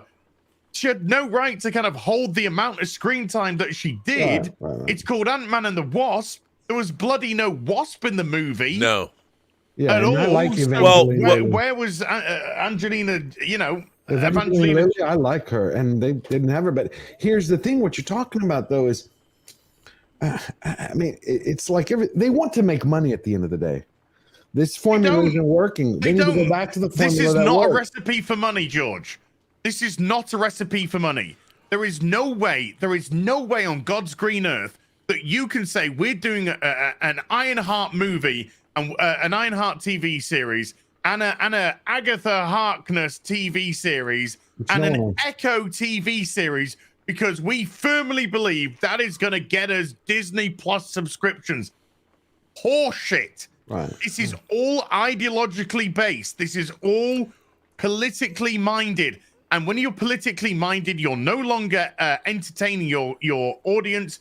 You are simply pushing an agenda, and people don't like agenda-driven when it's rammed down their face. Subtlety, yes. Nuance, but look how they did Thanos. You're right, but look how they did Thanos in 1 through 3. That was perfect. It's like we've already seen Kang how many times from the Loki series to Ant-Man. But Thanos wasn't Trump. Right. Thanos wasn't Biden. Thanos was a guy who had a very specific idea of how he wanted to correct the universe. Now, and what you could do with that was you made a character who was kind of like, I'm trying to do this for the greater good, but at the same time, the way that you're going about it, it's all well and good saying, do you know what? This world would be a wonderful place if if we could just get along without having people driving in cars. And then the person turns around and says, so let's kill all the people who are driving cars. Ooh. Right. That's kind of Thanos, And also, even though what he's doing is monstrous, you still go, but wait a minute. Maybe. I can understand. Yeah, you're like, it's like the old Chris Rock comedy routine when he's talking about O.J. Simpson. I ain't saying he should have killed her, but I understand. I did that. And now, of course, people go back and watch that comedy routine. They're like, oh, you can't. Chris Rock is a brilliant comedian. But when he was saying that, he's like, so I'm getting divorced, and I'm watching my hot blonde wife driving my car, spend my money, go out with other dudes. Yes. And the thing is, and we don't want to admit that maybe all he's talking about is the dark thoughts in your head. Yes. That's what he's talking about. He's not endorsing what OJ did. He wasn't saying that this is what you should do. We've all had these thoughts because we all have a dark side to us. We've always had that thought like, I would fucking kill them. Yeah. But you don't. That's just the thing, because you're a rational human being and you go, oh, we're not going to do that. Well, come on, think about it for a second. It's like that's what makes comedy, because comedy's meant to be dangerous. Comedy's meant to be edgy. Comedy is meant to make us go oof. Comedy's that's the beauty of comedy, and that's what's kind of been taken away from comedy. Unfortunately, when I watched Eternals, didn't like the movie, but it did put the thought in my head. I'm like, well, fuck, Thanos was right. And he goes, look, the Eternal has to be born. It's going to destroy the entire planet. So at least he would have saved half the people. Okay, well, here's what I don't understand. Because I liked Eternals more than most people, and it's been interesting to see how. Yeah, look, it's deeply flawed. I just like the science fiction nature of it all, and I love Gemma Chan. But here's something here's something that's really bothered me. So, okay, we're on Earth. You now know we here on Earth. Imagine our Earth today, and we discovered not only is extraterrestrial life real, but an extraterrestrial entity snapped half the people on Earth away for 5 years, and then somehow, miraculously, we were in oblivion for 5 years, and then we got brought back. What do you think that would do to the political, religious, the ideology, the planet Earth? We would be wandering around like blathering idiots. Our entire worldview, all of our religious belief systems, anything humanity would cling to about who we are would be disrupted, especially when we came back. And at the same time, you have a gigantic alien entity crawling out of the core of the Earth, a celestial, who's now turned to stone in the Indian Ocean. And then add to that Arishem the Judge, at the end of Eternals, in the sky, 3 times the size of Earth. And no one seems to pay any care or mind. No, they're just like listening to their iPod. And it's like the world would be so irrevocably changed. The planet would be, and they have never dealt with this at all. You've got deviants running around the streets of London. Creatures that the Eternals then have to kill. It's like, give me another pint. And I'm like, they have not dealt with this. Mate. How about the fact that after the snap, everyone's back in high school. Hey. And I get it. We're making a joke, but my God, where did people go? Can you imagine somebody trying to wrap their heads like, I'm going to go to the Vatican and I'm going to say to Pope, Pope Francis, where did we go for 5 years? We were turned in. Yeah, where did my soul come back with me? Well, there was a really interesting story, potentially an interesting story to tell with the snap. Yep. But that they didn't want to tell it. They didn't want to tell any of that. And the problem with the snap is the snap was the wrong decision in Endgame. The play in the Endgame. This is the way that I would have done Endgame. You mean with Stark? The play with Stark was Stark had now moved on, had married Gwyneth Paltrow, had a child, and was now a father, and had completely changed his view on life now that he was a father. The play was you have to sacrifice that in the snap. Right. We have to snap to the instant that Thanos snapped, so that it's literally a seamless. So he loses it all. And you have to give up this life, Tony. That is the sacrifice. But the happy ending is he died. He does the snap. He's there dying, and Gwyneth Paltrow's there saying to him, it's okay, it's okay. And then she says, I'm pregnant. Oh, because that's brilliant. So she is going to have that child. And he sacrificed everything to bring everyone back. He's the one that sacrifices because this was set up in fucking Avengers. Yep. He did the sacrifice play, and his daughter's going to get to be born and live, and then he can die happy. But that was the way that they should have ended Endgame. But what he did was he said, I don't want to change anything in these last 5 years. Remember he said, I'm too selfish. I would rather save my one daughter than everybody. 3.5 billion people. That's just on Earth. That's Earth. Remember, we're talking about the rest of the universe, Universe. Yes. No, and I think you're right. And, some people in the chat are saying that Thanos is pure evil. But the thing is, somebody in the comics works as being pure evil. But when you're creating, I thought the way they fully realized Thanos as a character was great. I mean, when he has to sacrifice something he loves in order to get the Soul Stone and all that, it was done really, really well. And you think about the actual real emotion and pathos, even in Thanos. And even the way Ultron was portrayed, when Ultron, came to to life and all that. They did a fine job. To me, Kang right now, as much as I like Jonathan Major's portrayal, he's a caricature. Yeah. Like when you're seeing him, like when I watched Loki, to me is when like I liked WandaVision a great deal. I really did. Loki broke it for me, and I'll tell you the most heartbreaking thing to me was Moon Knight. Oh, it was. But what broke it for you in Loki when he got kicked in the balls repeatedly, humiliating his character? No, it wasn't that so much. It was just it pushed the Marvel Cinematic Universe, adding the time variance authority and suddenly making there's all these offshoots of the universe and going to the end of time. It was too much. Right. You took that was when all the reality that they had established in phase 1, 2, and 3 went away. Right. The time variance authority was a Terry Gilliam thing. It was Brazil. It wasn't. It destroyed. I always say verisimilitude. It destroyed the verisimilitude of the Marvel Cinematic Universe because it went too far. And bringing in the time variance authority was too far. And again, we because we had that great debate about the first episode of Loki on Hot Toys. Yeah, and which I liked.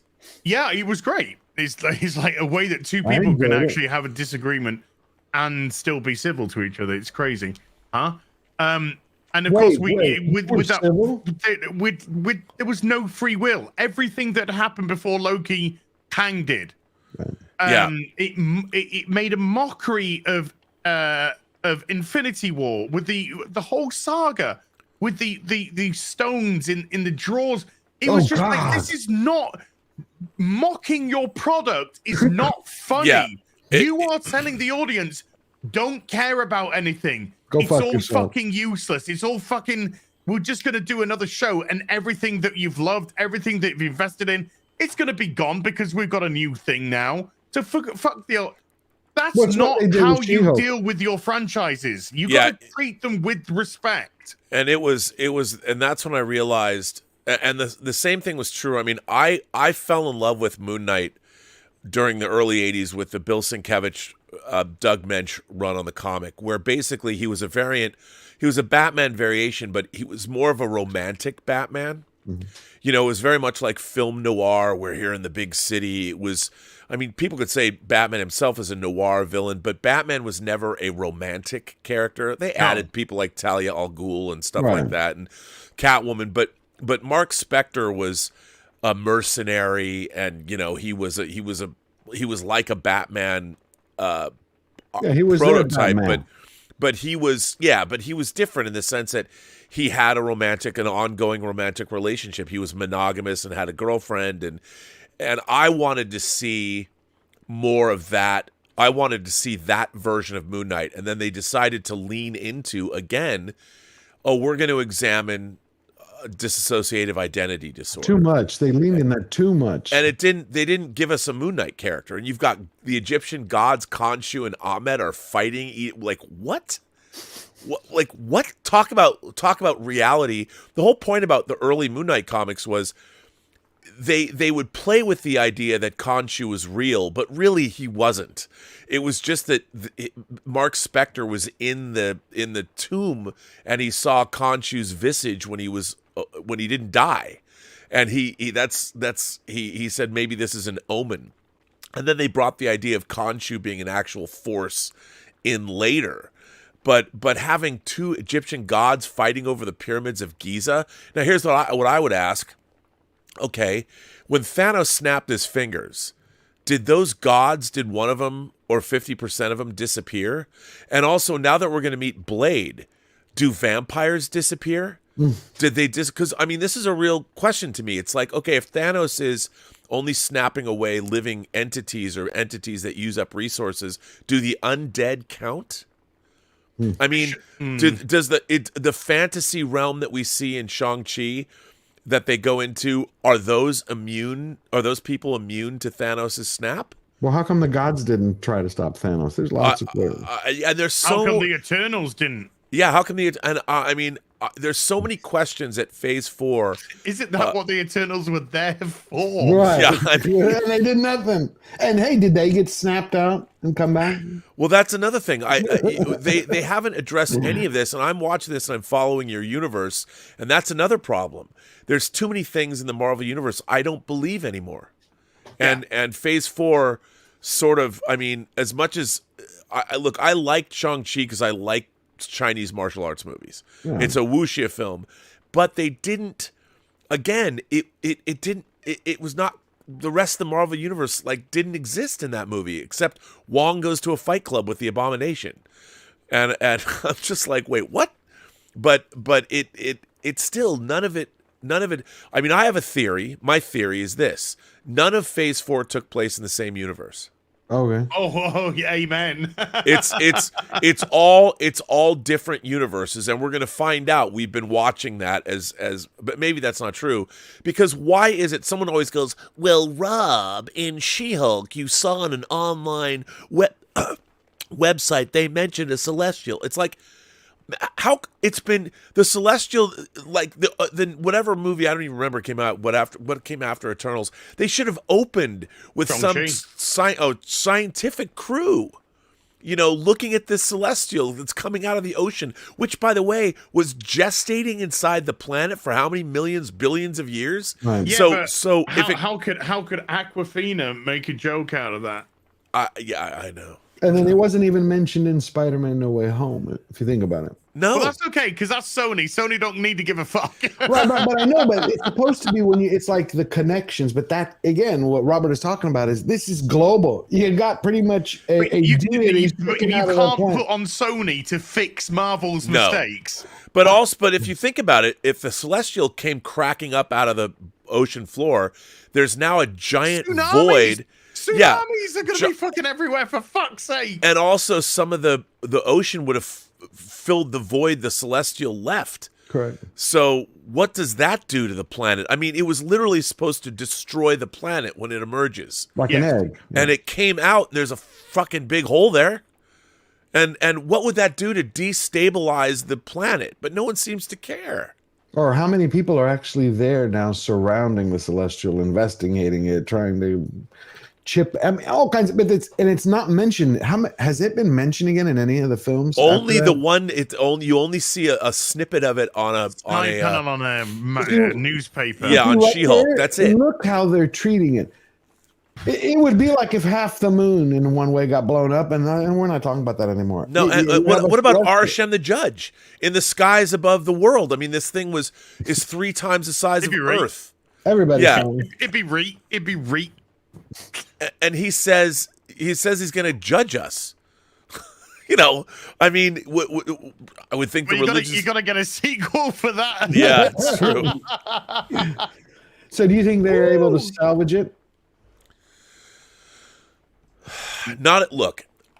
Jeff Loveness, who wrote, I don't know Jeff, who wrote Quantum Mania, he had never written a movie before. Isn't he the guy from Rick and Morty? Yes. See, what is that? I mean, he's hiring everybody from Rick and Morty. They did the same thing with She-Hulk. Yeah, he's a TV comedy writer, and I'm sure that, I think, here's the thing. There are a lot of people I know in the industry that watch Rick and Morty, and Rick and Morty has done some really interesting things with big sci-fi concepts. Mm-hmm. And I'm sure that's what got them the job. But there are now 2 Rick and Morty writers writing for the MCU, and neither one of them has written a feature film. And my problem with Quantum Mania is it felt like it was written by an animator. It would have worked far better as an animated show. And the problem with it has no grounding in reality. None. You think they're going to bring back RDJ and all them to save it, to try? I don't think what is going to save the Marvel Cinematic Universe is the writing. Yeah, I agree. I mean, Marcus and McFeely, who wrote Chronicles of Narnia. They wrote Lion, the Witch, and the Wardrobe. They wrote all the Captain America movies and the Avengers films. They had a really great handle on what to do, and you saw that in Winter Soldier, you saw that in Civil War, and the lead into Infinity War and Endgame, and the Russo brothers. There was whatever, and Kevin Feige. There was a mindset there. The Marvel Cinematic Universe is all over the place. So bring the team back that made you, the golden egg. Yeah, and the Russo brothers have been flailing. Well, I think you're absolutely right about the writing. I mean, the writing it's bargain basement right now. It literally is bargain basement. But what they also are lacking is they don't. It's. I want to equate this to wrestling. in the noughts, in the 2000s. When Stone Cold and The Rock and those people left the WWE, and they were massive superstars, and they went off, and the Rock in his 30s, early 30s, left wrestling in his, before it even hit his prime, really, went off to Hollywood to make money. Stone Cold left, Kurt Angle left, all his big stars were leaving, and Vince McMahon was just like, well, I'm not going to make people superstars, because if I make them a superstar, then they'll leave. So Right. I'm going to literally have a card full of mid. I'll have one guy, I'll have my chosen guy, and then it's basically going to be a bunch of mid. This is the Marvel Universe. Captain America, the true Captain America, is gone. Right. The true Iron Man is gone. Black Widow is gone. Thor is a joke. Correct. The Hulk is gone. All of the big hitters are gone. You haven't even introduced the X-Men. You've already killed off Reed Richards, a version of him, before the Fantastic Four have even had an opportunity to thrive. And yet, you're bringing in characters like Ironheart and Kate Bishop, and characters which are consistently failing Captain Marvel in their comics. Ms. Marvel, these comics are constantly cancelled and rebooted, and cancelled and rebooted, because they can't get sales. The only way that they can get a slight bump is by resetting it and putting it #1. Where is our Iron Man? Where is our Captain America? Where is our Hulk? Where is our Black Widow? Probably, they don't exist anymore. And when those characters don't exist, what do I have to invest in? Because I'm looking at the characters that you're putting in front of me, and I'm saying to myself, this is only me, I can't talk for you guys, but I'm looking at them and I'm legitimately saying, I don't care. You've given me nothing to care about with these characters. They're not likable, they're not relatable. There's nothing that they are going through. There's no arc anymore. There's no development of this character. We're literally being told, oh, you got to like this character because got a vagina. You've got to like this character because Asian. You got to like this character because black. And it's all superficial. And it doesn't matter what color you are, what gender, what sexuality. People relate to people. It's a thing I've said many, many times, and there are just not relatable characters. They're not. But look at what Anthony Mackie just said 4 days ago. He said, when he was talking about the new, his new Captain America, he said there's going to be a difference between, Steve Rogers' Captain America. He goes, he judged people. It was good or bad. And he goes, my Captain America, he's not a superhero because he doesn't have the serum in him. He says he's going to try to right wrongs at the same time to understand the villains. I'm like, what? That's not Captain George, America. isn't that exactly the antithesis of what Captain America was? It is. Yep, he was the person against the Accord. Yeah. Right. Yeah. Well, I'll tell you something. It's really know their own fucking stuff. I remember how it said in the comics. It's like I always muck up the paraphrasing, but it's like, when someone tells you to move or tells you something's wrong, you got to plant yourself like a tree and stand there. I mean, we do that. We got to take this in the bubble of the MCU and not the comics, because as I said, Captain America was against the Accord. It was. He's the exact opposite of the Judge. He's the one that wants to let people live. He's the one that wants that doesn't want this stringent government bureaucracy. No, but he's getting in the way of people actually doing benevolent deeds. Correct, but he does see a black and white, right and wrong. Mackie was saying his Captain America is going to look at the gray, like, let's understand the villain. No. Well, you need to be a hero. That's what I'm saying. That's why he's different. I'm like, you're not Captain America. I don't know who the fuck you are. Do you know what the gray is? Sorry, Robert, cutting you off. Go ahead. Do you know what the gray is in the Marvel Universe? The gray is our politics. You will agree with our politics. You will lean on the side of our politics. This guy wouldn't even fight a murderer at the end of his own TV show. Oh God, yeah, I remember now. He wouldn't even fight a fucking murderer because, oh my God, like I totally understand. You understand why she fucking blew people up, and yet you were the one that judged John Walker for killing a terrorist that just killed his fucking partner in front of his eyes. Yeah.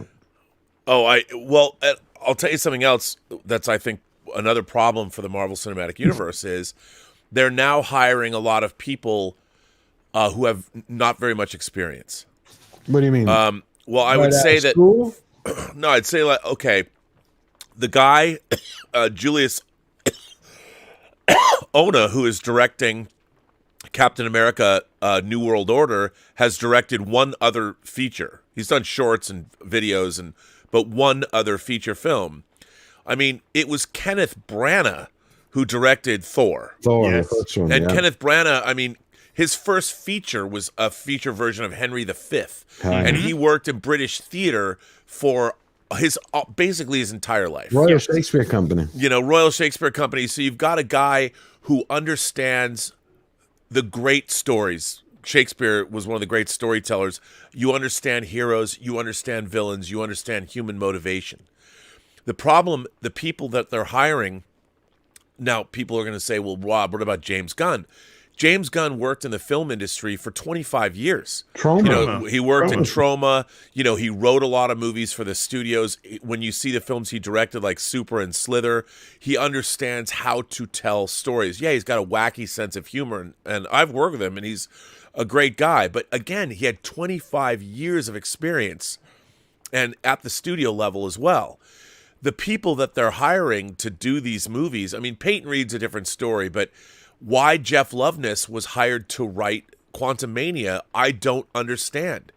Because they need people that know. Look, I just want to know, why the hell did Gunn get rid of Cavill? Well, tell me later. Well, here, I don't think he did. I don't think he had anything to do with that, to be honest, because he came. But here's the thing. My example of how you handle an IP. When Nicholas Meyer was hired, took over almost at the last minute to make Star Trek II: The Wrath of Khan. He had never seen Star Trek. Didn't know Star Trek. Didn't know it. He was a classical storyteller, though. He'd written novels. He'd made Time After Time. He wrote a book called The 7% Solution about Sherlock Holmes. He had an artistic background. What he did was he understood that, okay, Star Trek comes from Horatio Hornblower, and then he watched a bunch of episodes. And somebody that understands classical storytelling can then look like, oh, I get this. We're working with archetypes. It harks back to the Navy. And so a Nicholas Meyer gets it. He understands because of his education, because of his background, because he'd already made movies like Time After Time with Malcolm McDowell and David Warner. Beautiful film. So he gets hired. You know, but he understands classical storytelling. Nowadays, the people that are getting hired at Marvel, I mean, there's a lot of, obviously they want to have diversity hires. The problem is they're hiring people that are inexperienced. How about and they're I know, but nowadays that doesn't matter in Hollywood anymore as much as it used to. You know, and it's problematic because what's happening is in everyone's desire to be more. Look, Hollywood used to be, and I got dinged for this, saying Hollywood was the great meritocracy. If you made a movie that made money, you got hired. You know, like you knew. And Hollywood, honestly, they really don't care if you're black, white, straight, gay, religious, not religious. If you're a great filmmaker whose films make money, they'll hire you. That's what I always thought it was about. That's why I'm like, it's a machine that makes money, and they make magic to make money. And if you look at it, I mean, if you look at a filmmaker, a black filmmaker like F. Gary Gray, who ended up directing Fast and Furious 8, he made a lot of really interesting movies. Or somebody like Anton Fuqua. And I love his Equalizer. Great, his Equalizer movies are great. Yeah, I love them. They're so good. A sweet series of them. You know, you look at a guy like Anton Fuqua, and I think he directed something. He directed Olympus Has Fallen. Nobody cares what color somebody is. They care if they can make a kick-ass movie. And now because they want to keep the diversity and equity hires coming in, the people that are getting hired to work on these movies do not have the experience I think necessary. Look, Jeff Loveness is a white dude, so it's not. But he hadn't written a movie before. Now, as much as his animation is great, movies are a singular art form. A 2-hour narrative feature is not the easiest thing in the world to write, and especially when you're working in comic books. And I see the same thing that's happened to Star Trek Discovery has happened to the Marvel Cinematic Universe, and it's all about, like, why is Stacey Abrams the president of the Federation? Oh, jeez. I mean, talk about dating your show right away, and it's like, who these decisions that get made? I look at them, I'm like, what? Right, Rob, can I just? I need to address this Stacey Abrams bit, right? Being British, I don't really know. I know the only thing I know about her is not good. Let's just say that. But the hilarity is, right. They bring her in as the leader of Earth, and the obviously there is their political implication with doing so. Okay. Yes. What they don't understand is the fact that this has been a xenophobic planet that's alienated itself from everyone else, and she's been in charge. Yeah. Because they are fucking dumb. Well, that's that. No, I think Star Trek Discovery is one of the dumbest science fiction series ever made, and they do that all the time. And it's such a, and then of course she lost her bid to be governor of Georgia. Twice. So it's such a weird, and this is the problem. It's I think more so it's the stupidity of our modern political, all of this political ideology that's dry. On one hand, I appreciate the fact that I think everybody should have a voice. You know, all people should be able to have a voice and be heard and be seen and all of that. But on the other hand, you don't go, I want you to have a voice, therefore you're a car mechanic and you know anything about film? No, yeah, you go make. Well, that's the problem is, if you cannot put your agenda before your characters in your story. You cannot put your universe before your characters and your story. And what has happened is agendas and universes are getting put because people are like, oh, we have to have a Marvel Cinematic Universe, as if it didn't take them a decade to build it. Very carefully, brick by brick by brick by brick. I mean, the Marvel Cinematic. Sometimes the difficulty, Robert. It's like Kevin Feige helped build this, and now he's taking apart. He's dismantling what he built, which that's why it's. I think that you know, no one's ever made. I mean, Quantumania is the 31st MCU movie. No one's ever done that. James Bond doesn't have 31 movies, and they've been making Bond films since 1962. Yes, right. But could you imagine that to try to dismantle? Never mind the TV shows as well. Yeah. Oh, forgot the TV shows. Yeah, I mean it's yeah. But you know what? Bob Iger's back, and they're pulling back. They're pushing these things. They're not making as many. They've got to look. They're in a real problem. I think they've gone down a dead end. And you've got Jeff Loveness, the guy who wrote Quantumania, writing Kang Dynasty. Do you think on Monday morning that Bob Iger's not going to call Kevin Feige and go, I don't want anybody who is working on Quantumania to be writing. No way. And only because nothing against Jeff Loveness. He looks like a delight. I saw him on the red carpet event. He seems like a delight. Friends business. Yes, it's not friends. It's not show friends. It's show business. Yeah. And Quantumania did not do business. And so the question you have to ask yourself is why. And the first thing I would say is, first of all, why did they turn the Ant-Man franchise into something that was completely atypical? Right. You know, the Ant-Man franchise, it didn't live up to the first two Ant-Man. The first Ant-Man movie is delightful. I agree. It's delightful, you know, and it's fun. It's grounded. It's about a guy who wants to get back to be a father. He gets out of jail and the movie's fun. It was fresh. I felt fresh to me. And fluffy and put a smile on your face. You watch those first two movies and now you watch Quantumania. I understand they have the quantum realm and all that, but what the hell, man?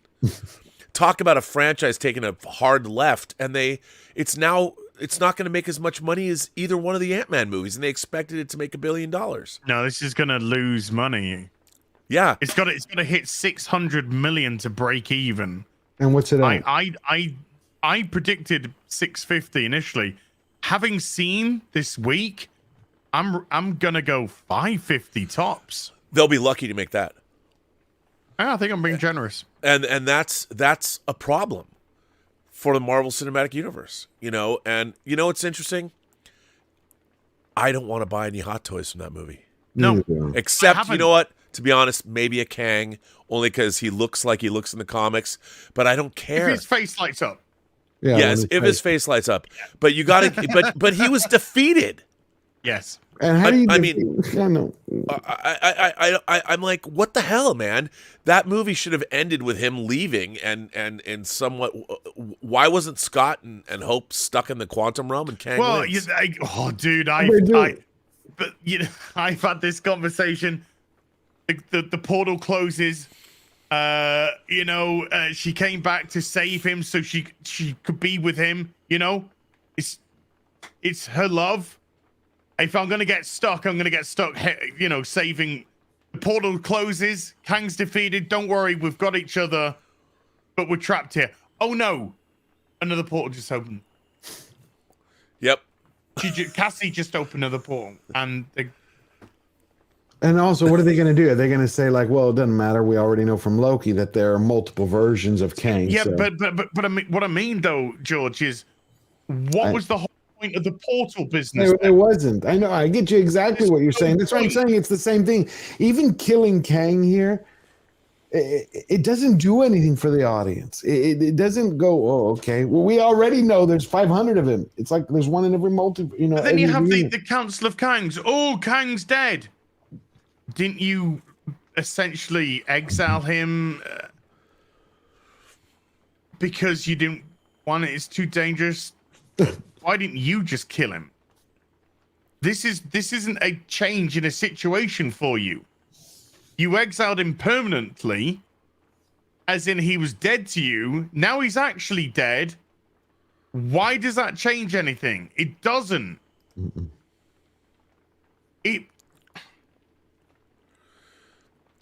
Yeah, I don't know. I mean, it's interesting to see after the successful, you know, the first 23 movies. By the way, the 82% is the Friday to Friday drop. Yeah. Wow. Yeah, it's 72. They're reporting 70 to 72% on deadline.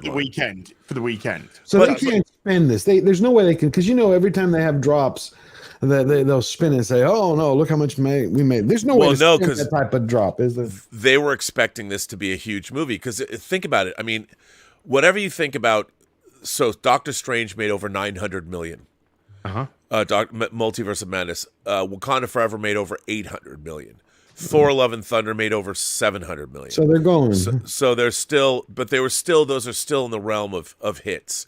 This movie was expected to do between $800 to $1 billion. This could be their first true disaster. Really, I thought Eternals was. Well, but that was lost money. But Eternals was still considered pandemic. You know, so we're out of the You can't. Shang-Chi, Eternals, and Black Widow. There's always going to be an asterisk by those movies. Okay. But these movies, like Quantumania, should have been Phase 5, baby. Yeah, it's beginning of Phase 5. It should have been out of the gate $1 billion. And this is their anchor, correct? Introducing Kang as a Here's the thing: why do I want to see Kang again if he was defeated? Right. Because there's more kangaroos. Yeah.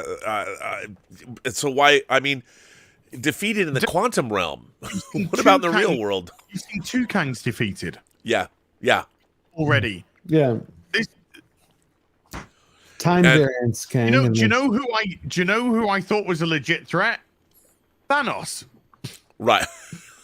Just that smile at the end, you know that. When we first. You want to do so? You want something done right? Do it yourself. You're gonna do it yourself. Yeah. I mean that was so great. It was just and he fucked them up. Yes. You know? He did what he set out to do. I mean, it was a real mistake to have Kang go, "Oh, you're an Avenger. Have I killed you before?" Right. You can't have somebody say that if you don't see them. Like, and here's another thing about the making of that film. Why did you not open that movie with Kang killing Avengers? Good point. Like, why not bring, and the whole opening was Kang just, and what would, how, if I had written that movie, I would have opened that movie with Tony Stark, Iron Man. Open it with Iron Man. You don't know it's a different timeline or whatever. You just see Tony Stark. And then he does battle with Kang, and Kang kills him. And then Steve Rogers. Fucking kills Steve Rogers. Goes through them is what you're saying. Yeah, just and kills all the 6 or the 5, the original core Avengers. Hulk. Kills all 5 of them. Right. You know, and that's how the movie opens. And it would have been like, people would have been, that's interesting. What are we seeing? I mean, but they didn't do that. And again, it was, I'm not saying that would have necessarily been the best way to open the movie, but it would have suddenly Kang, you immediately establish Kang as being formidable. But I don't know. Yeah, instead of just some dude that fucked Michelle Pfeiffer, probably. And I don't like seeing, we saw again when Wanda kills all the Professor X and Reed Richards and everybody in Multiverse of Madness. She just does it in like a couple of seconds in the same room. And it's like they stand around while she just dispatches everybody. I'm next. It was not. Now then, everyone, make sure that you go after it one at a time. One at a time. Yeah. But I don't know. It's why did Kang keep Michelle Pfeiffer alive? I don't know. Like the way she looked. Neither do I. Yeah, I don't know. Michelle Pfeiffer still looks great. Well, she does. Was he looking to tap it again? I don't know. I mean, but that's another thing is we used to understand, like the Marvel Cinematic Universe, part of its appeal was we knew everything we needed to know. You know, it was very apparent, and we understood where everybody was coming from. We knew where they wanted to be. We knew where they wanted to go. We understood their motivations, and we could also, because we're good consumers of stories, we could anticipate the direction these stories were going to go, and they still surprised us in a good way.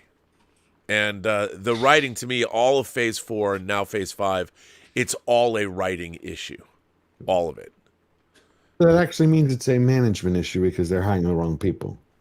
They're not. Yeah. Yeah. So why is Kevin Feige still in charge after Phase 4? Well, because one, it's still making money. I mean, a lot of them are still making money, but he is Marvel. You know, he used they can't. And look, I don't think it's necessarily Kevin Feige's. He always has a plan, like they have everything mapped out and laid out. Yeah, I mean, but that's even been disrupted. Their story group and I think the switch over at Disney from Iger to Chapek, now it's back to Iger, and Kevin Feige is. I just think, you know what? 23 movies if you include Spider-Man Far From Home. Mm-hmm. That is the last. That was the end of Phase 3. Those 23 movies. Think that was it for him? You think they should have stopped for 2 or 3 years. Yes, they should have stopped and regroup and give it a rest. Yep. And really, when they came back, it should have come back with the Fantastic Four. Yeah, roaring back. Yeah, everybody wants once you get that sweet cash rolling in, and they should have made a tightly wound. It should have been. Because they already made 23 movies, so they know what works and what doesn't work. They should have come back roaring back after a 2 or 3 year absence, and they should have had those scripts. Everything should have been nailed. Tight. Nice and tight. Because I'll tell you something. This box office result, especially, I think, throws everything into... I know it's only one movie, but they've already pushed back. They pushed back the Marvels. If Guardians 3 isn't great... And I'm talking $1 billion great. If it leaves people, I mean, I really love the holiday special, I liked it. It was fun. I liked it. But if this movie isn't great, if it doesn't pack an emotional wallop, and if it doesn't do great at the box office, they're in trouble. But But it's you know, the the only problem thing- with the upcoming Guardians, though, is it's going to have nothing to do with Phase 5 until they No. shoehorn something in at the end. Yeah.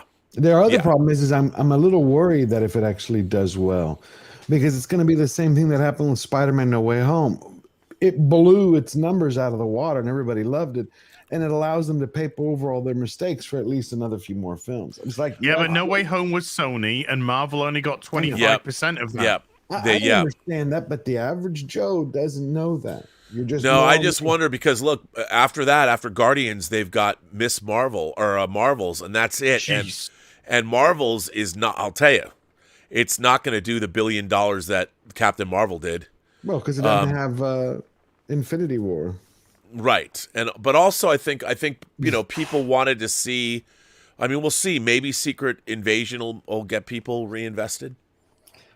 Well, I mean, when Feige said seeing Monica Rambeau, Brie Larson, and Miss Marvel together on the screen was akin to seeing the Avengers assemble for the first time, I knew that this man is fucking delusional. Yeah, And you know what's really Absolutely delusional. You know what's really interesting was when they introduced Monica Rambeau in WandaVision, and she wakes up in the hotel, in the hospital room because she doesn't realize that was the first time you saw somebody actually come back from the snap. You know, when she wakes up, Yeah. and she doesn't know 5 years have gone by.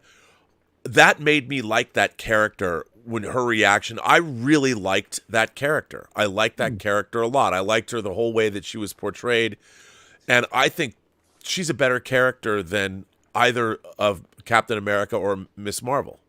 And yet, you know, she's going to be shoehorned into this film, and she didn't get her own show. You know, she hasn't been fully fleshed out or whatever.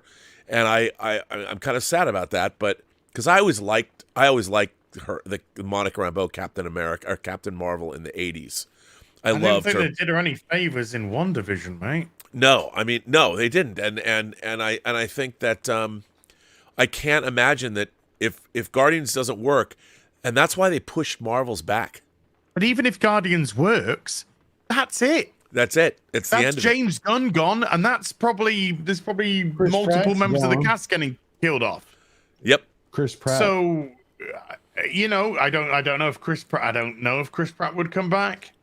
no, because But I mean, it doesn't matter. James Gunn has been what's made Guardians work. And Guardians is the closest thing to an auteurist franchise. I mean, the Russo brothers working with Marcus and McFeely, but James Gunn both wrote and directed Guardians. It's like they gave him.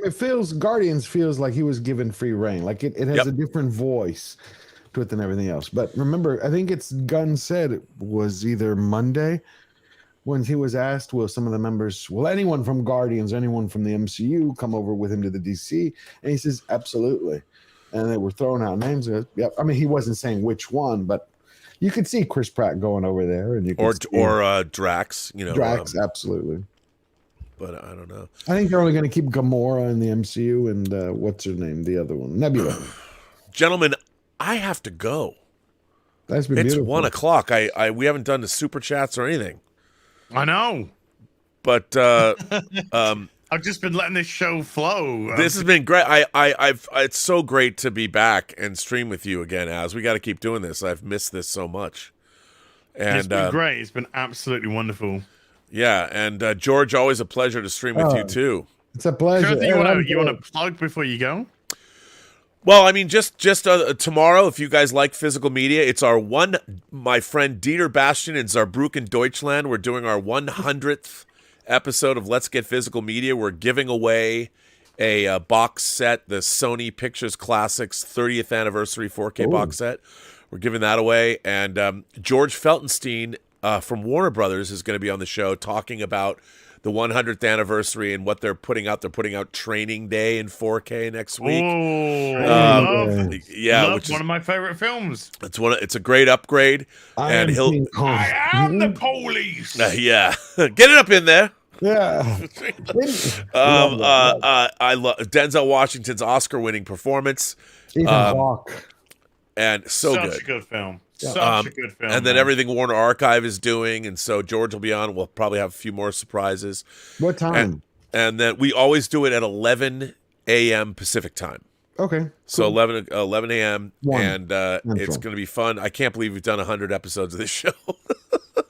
Awesome. But we have, and of course, I'm doing my Star Trek Picard after shows. We have a lot of really on my channel, the Burnett Work, which is getting a really big rebranding in April. There's a couple of things I'm really excited about. Other creators. There's a 20-year-old kid out of, I shouldn't call him a kid, but his name's King Tannic. He started doing an anime show called The Otaku Experience that he's dropping every Thursday at 2. He's done 4 episodes. They're really good. I mean, I'm not up on my modern anime. I'm old school, like Gundam and Space Battleship Yamato and Robotech and all that. But he really knows his, he really knows his stuff. And that's on Thursdays. There's 4 episodes now you can check out. And she's been doing a lot of great shows on the channel as well. She's been doing some review shows where they're looking back. They did a really cool stream on Planet of the Apes, and they're going back and checking that out, and she's bringing guests on. And then, of course, I'm still doing Robservations of my own Picard after show.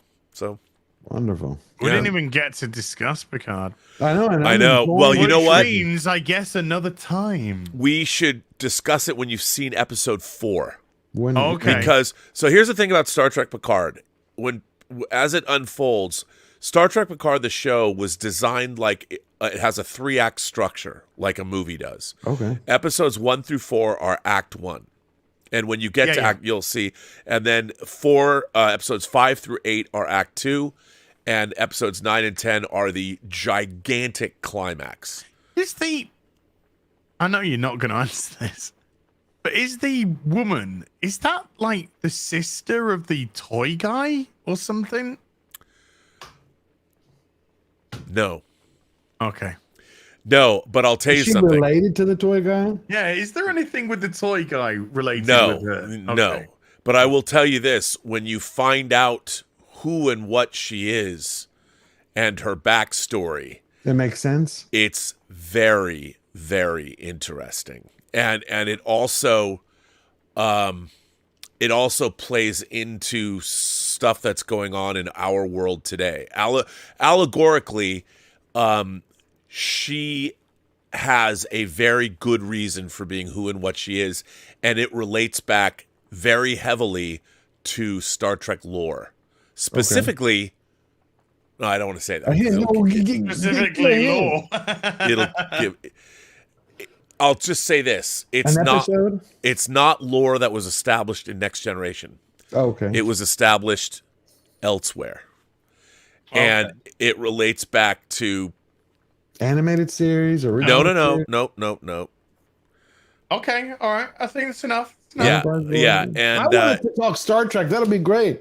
Because Az and I love Star Trek, and I sometimes and it's gonna go, George. It's gonna be I think you guys are gonna be really fascinated by where it all goes, because as it develops, it really plays well. I mean, all the stuff they're delivering, you'll find out. There's a conversation. Well, I don't want to tell you, but it's great. And I'll tell you, if you're Next Generation fans, there's a conversation there. I'm just gonna say this. There's a conversation in episode 5 with somebody that is unexpected. That is a conversation you've wanted to see happen for a long time. That's all I'm going to say. Okay. Because when it happened, when I first watched the show, I was like, no fucking way. That's how I was. And I was like, no way. And the conversation is worth it. It's just a conversation, but it is so worth it. Okay. That's all I'm saying. Can I ask you, before you go, and I'm sorry we're delaying you, can I ask you one question? Yeah. Let's just say 20 years ago, before you've met your good woman now. Yeah. You have intercourse. The result of that intercourse yields a son. Yep. You meet your son, and the woman who you've known for a long time and had a very good relationship with, because her husband died. You see, and that's what, and you had to make that. And that was her husband was your best friend. It was your best mate. She calls your son after her husband, her dead husband. How's that make you feel? Well, and your best friend. Yeah. And your best friend. Maybe she was screaming her husband's name. And remember, I would say this. She also had a son before this son. Yes. Yeah. Yes. And they named it something completely different. But who she lost to. He's gone off into the. Well, he's the a traveler space- now. the He's a space traveler. traveler. Yeah. So all I can tell you. Just is tell me that Will Wheaton doesn't return. No, he doesn't. Oh, thank God. But this is addressed. And I'll tell you something. Okay. I'm going to tell you something. It's again, this show has a lot of great conversations with people coming up. Good. I like it when they talk in Star Trek and don't keep I using agree. weapons. The only thing is if they're doing this right now, Robert, and it's so good, this is what they need to continue. How can they just scrap the? They don't know it's good. Oh, they don't. You know why? Because they would rather. I could tell. I can't say. I can say it's later, but when you hear what they want to do, it's just insane. Oh, And it's they don't know. But there is a I think it's in the next episode. Let's just say Beverly and Picard have one hell of a conversation. Good. do they? Okay, because And it goes a long way towards explaining Beverly's motivations and where she is coming from. And I agree. And it's heartbreaking. because it doesn't make sense why she stopped talking to him. I mean, it seems like Riker and him, they've been saying like She hasn't talked, by the way, to any of them. right, but she she was bailed. part of them. The glue. That's what I didn't get. Like, why in the world would she just? They all of the it will be revealed. And I think that's one of the things that people have liked about the show that you'll see unfold is the relationships between all the characters. Because what's really interesting as we get into this storyline, you will see all of the characters have interrelationships with people, and they feel it's adult relationships over time change and evolve. Oh yeah, And these are characters that we've loved, and it's been a long time since a lot of them. I mean, even when you see how Geordi relates to his daughters, there's all kinds of stuff in here, and it feels very real. And all the details now seem a little loosey-goosey, but it all solidifies. Is Beverly's explanation grounded, like real? There's a real. Yes. It's not just something like, okay, we just got to throw this on the wall. Does Raffi tragically trip up and fall into a meat grinder? I hope so, because that's what I heard, and I've been praying. I can't. That's the character I can't stand. No, but yeah, I mean, out of place in the whole thing. even that gets a little better, and you'll see. Does and Wolf cut her head off as well?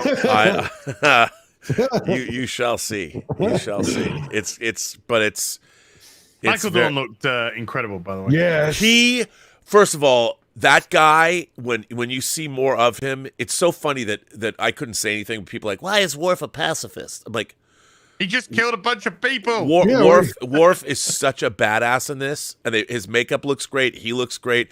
He has some of the best Worf dialogue ever. Wolf And when you always had the best dialogue. his dialogue is so good, and the way everybody what they do, and it's good. Beautiful. Can't wait. Robert, thank you so much for your time, mate. Dude, this was so much fun to be back streaming with you. We gotta do it again. Well, yeah, we gotta get it. I liked it back when we were doing it every week. Switching off. We gotta do that again. Me too. That should happen again.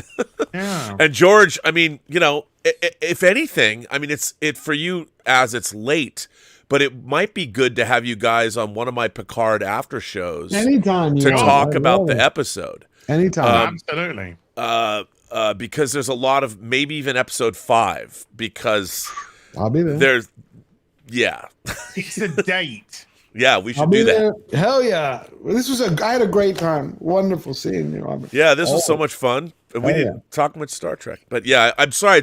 We've only been streaming for 3 hours and 12 minutes. I should have gone for another 3 hours. But I I was just watching late last night, just before you go. I was watching Contagion. I've been going through the Next Generation. I love that. Remember when they? yeah, and that's when the Yamato blows up, right? Yep. Yes. Yeah, the Iconian Gateway.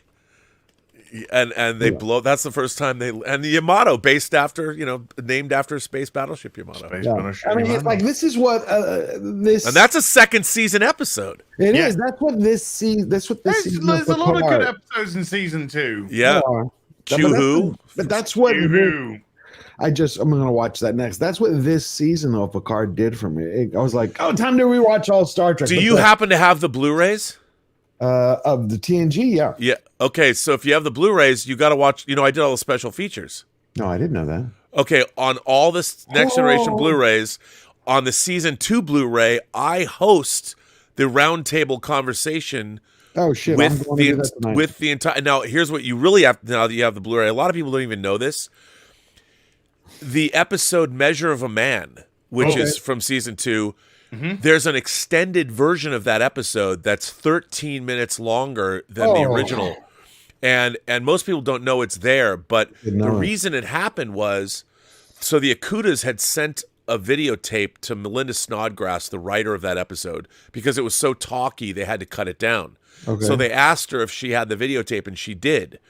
And they sent it back, and we were going to put the videotape on the discs. And when I was interviewing Patrick Stewart in New York, I said to our boss, Ken Ross, I go, this extended version of Measure of a Man, why don't we we're working with the negative, why don't we just get the negative back and make the first extended version of a Star Trek episode?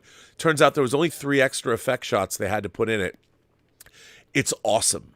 And the first time it played, it was at a theatrical event with Q-Who and this long version of Measure of Man. And it's only on the Blu-ray. It's not in syndication.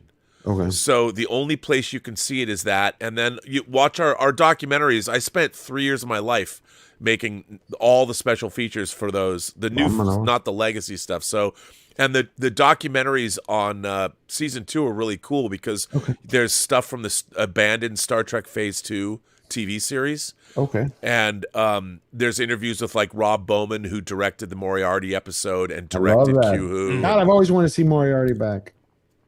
Well, he was in the trailer, so it's okay. You can say, yeah, no, he's in the trailer. But don't. It's a small thing. It's cool, but it's very small. Well, I saw the trailer. That's why I was like happy. But I thought he's gonna have. Okay. No, it's very small. But it's interesting how he's used. Okay. Because last time we saw him, how you use it. They put him in the cube. Remember that drive? So and he's probably still out there in the cube. Cool. So this does not violate that. Okay, cool. But gentlemen, I must go. But yeah, I can't wait to hear it. But if you got the Blu-rays, I worked 3 years with Roger Lay Jr. making documentaries. So. Thank you for telling me that. That's where it's going on tonight. Yeah, watch that roundtable discussion. Did you do anything for Enterprise or the others? Yeah.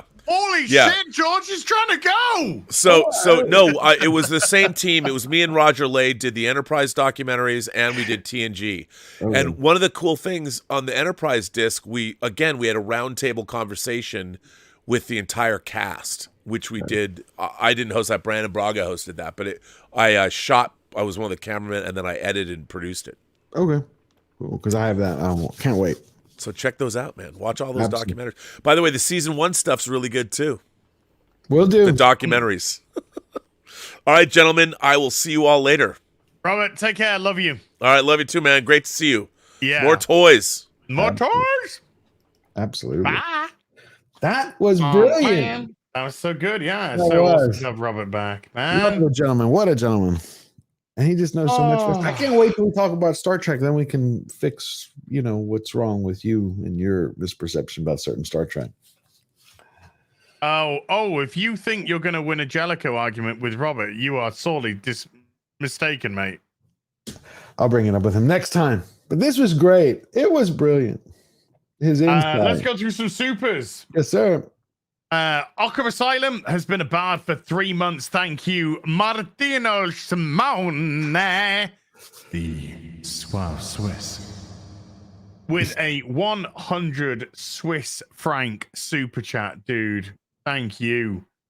The Beast with a $5. Hail George and Robert, as to winky face. Remain blessed, gentlemen. You too, buddy.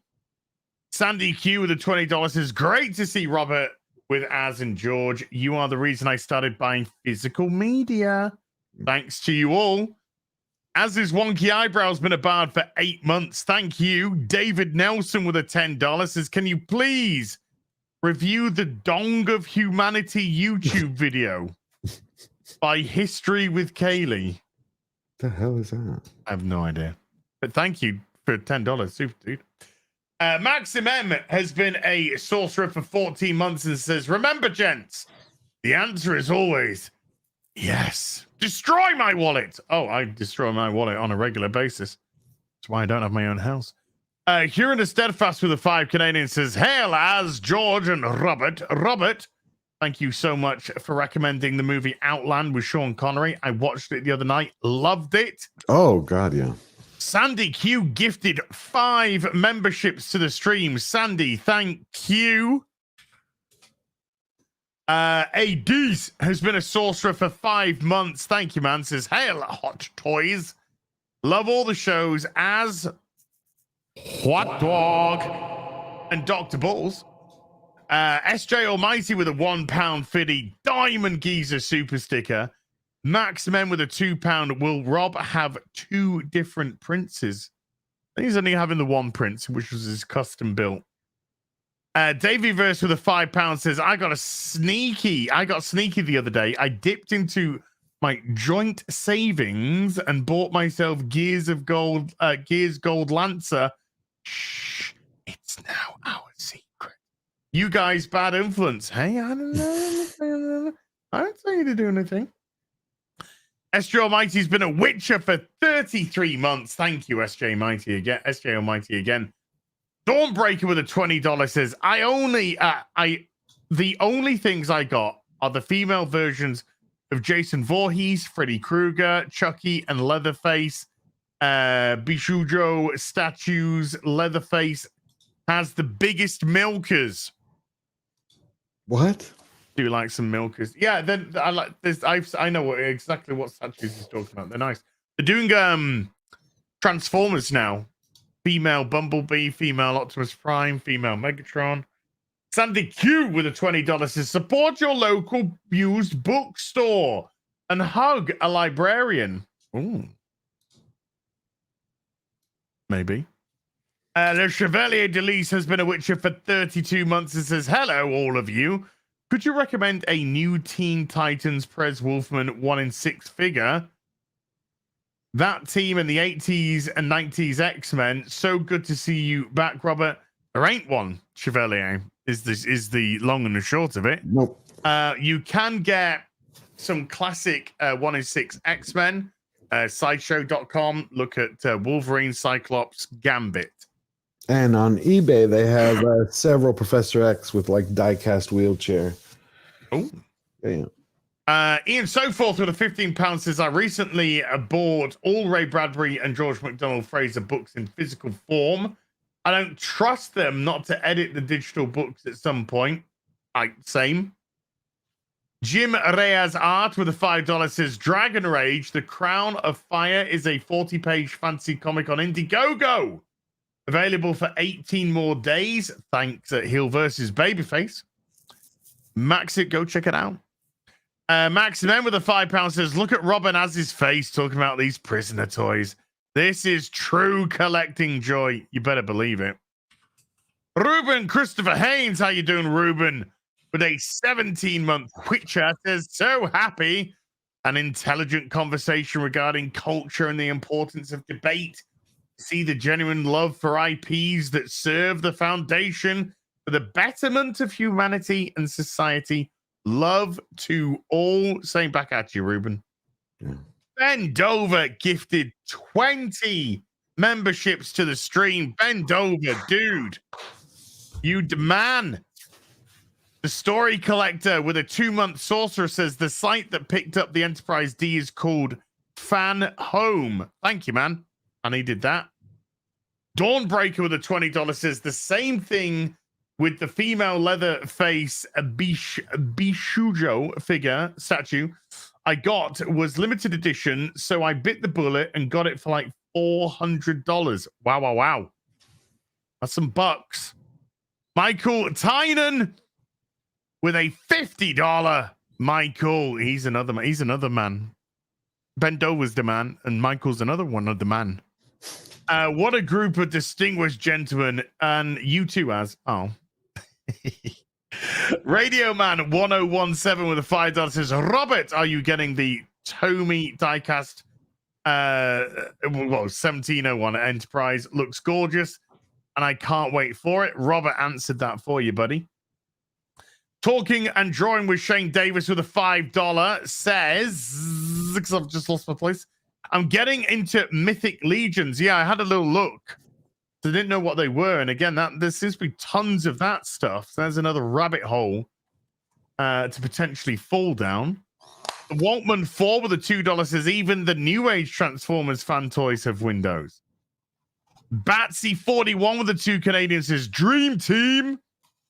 Amagon 32 has been a bard for 5 months. Ken B with a $5 says, not taking characters seriously is why they can't get Doctor Doom right. They need to be played like a Shakespearean villain, and they'll never go there. I 100% agree with that. Absolutely. That's how they do need to treat that. John Davis with a $10 says, I bought my first Batman hot toy the other day because of you guys. Hey. Are there any brands that I should stay away from? Not really.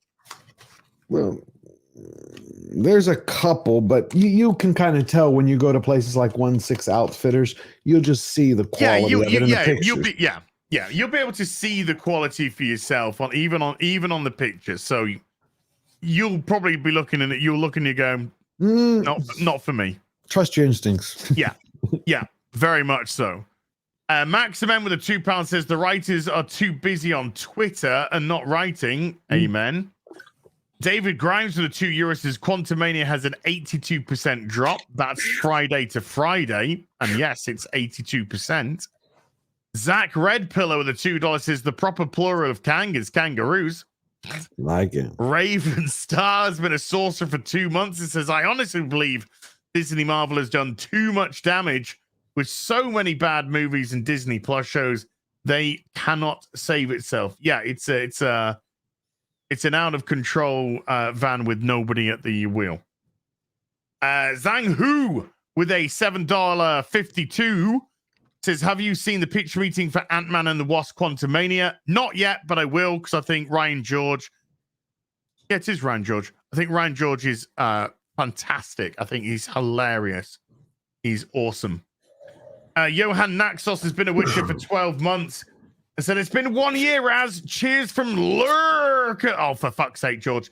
Lurkerland to many more, my friend. And George! Ken B with a $5 says, the only way the Marvels makes $1 billion is if Gary Nerdrotic takes over the marketing. Witness his poster. Oh, my God. I haven't seen it.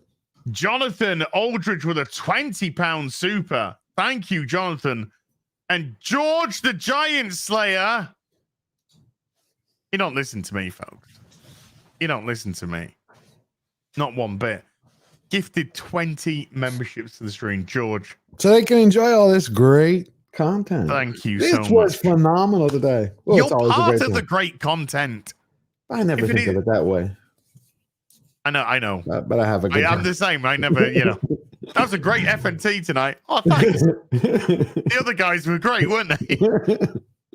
And Jonathan Aldridge again with another £20 says, being a grandson of a writer myself, I have to say, no rewriting books. Amen. Yep, that's exactly. I think I shared that last Thursday. It's like when I published my books, I had a contract from a company. I didn't take it because I went through it and I realized that they could. Today's contracts are much different than they used to be. They own it. They just leave with even the big publishing house. You're talking about Random House, Penguin. People think, oh, let me go get a contract with them. I'm going to sign up and be a published author. And you know what they do? They actually have Penguin, you do all the Penguin that's part of this Roald Dahl business, mate. It is, but that's why they're horrible. They want you to market your Penguin books. Don't buy them. No. Or if you do, secondhand market. Not new. Secondhand market. Fuck Absolutely. That. Listen to what they are part of the vandalization of culture. See, what I'm worried about, and I keep saying is they're going to start on Tolkien next. They already Dude, mentioned they're starting on Shakespeare. everything. They've already gone with Dr. Zeus. They've already done plenty of changes in TV and film. Now they're doing Roald Dahl. Who are they to fucking touch the? Go fuck yourself. Of course not. I mean, they change exactly. Yeah, I next time Kratos next Thursday, because a couple of people asked for it, I'll pull the Joker because I got to get him off of his base. Okay. Calm Marco also gifted 20 memberships to the stream. Dude, thank you. Holy shit, man. Well, I'm glad at least you didn't tell Robert about your, figure anal fixation. I'm glad you saved that. Oh, did I just tell him? Robert would love that. No, he wouldn't. Amelia M with a $10 says, love this stream. Quick question. To be able to enjoy and understand Picard season 3, do I have to complete season 2 first? No. This is right. This has got nothing to do with Kurtzman and fucking Akiva Goldsman. This is they gave up on it. They had other shit to do and nobody was watching the show. They gave up. They gave it to Terry Matalis, who actually just happens to be a massive Star Trek fan, and he's trying his best to make something good here.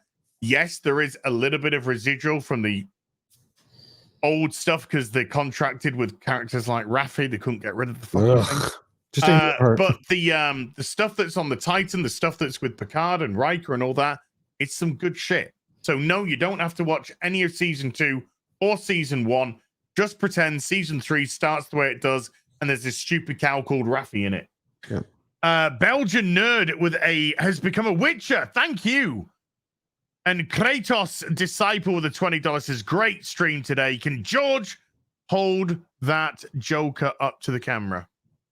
So we'll do that on this coming Thursday's Hot Toys for you. I'll prep it because I literally have to disconnect it from the base, and there's a couple of things, but I'll have it ready for Thursday. I want to say a massive thank you to everyone who watched today. George, is there anything you'd like to plug before we go, sir? I have a new video coming out tomorrow morning. Nice. I want everybody to enjoy it. Nice. You're going to find it on Twitter. What are you going to do tomorrow?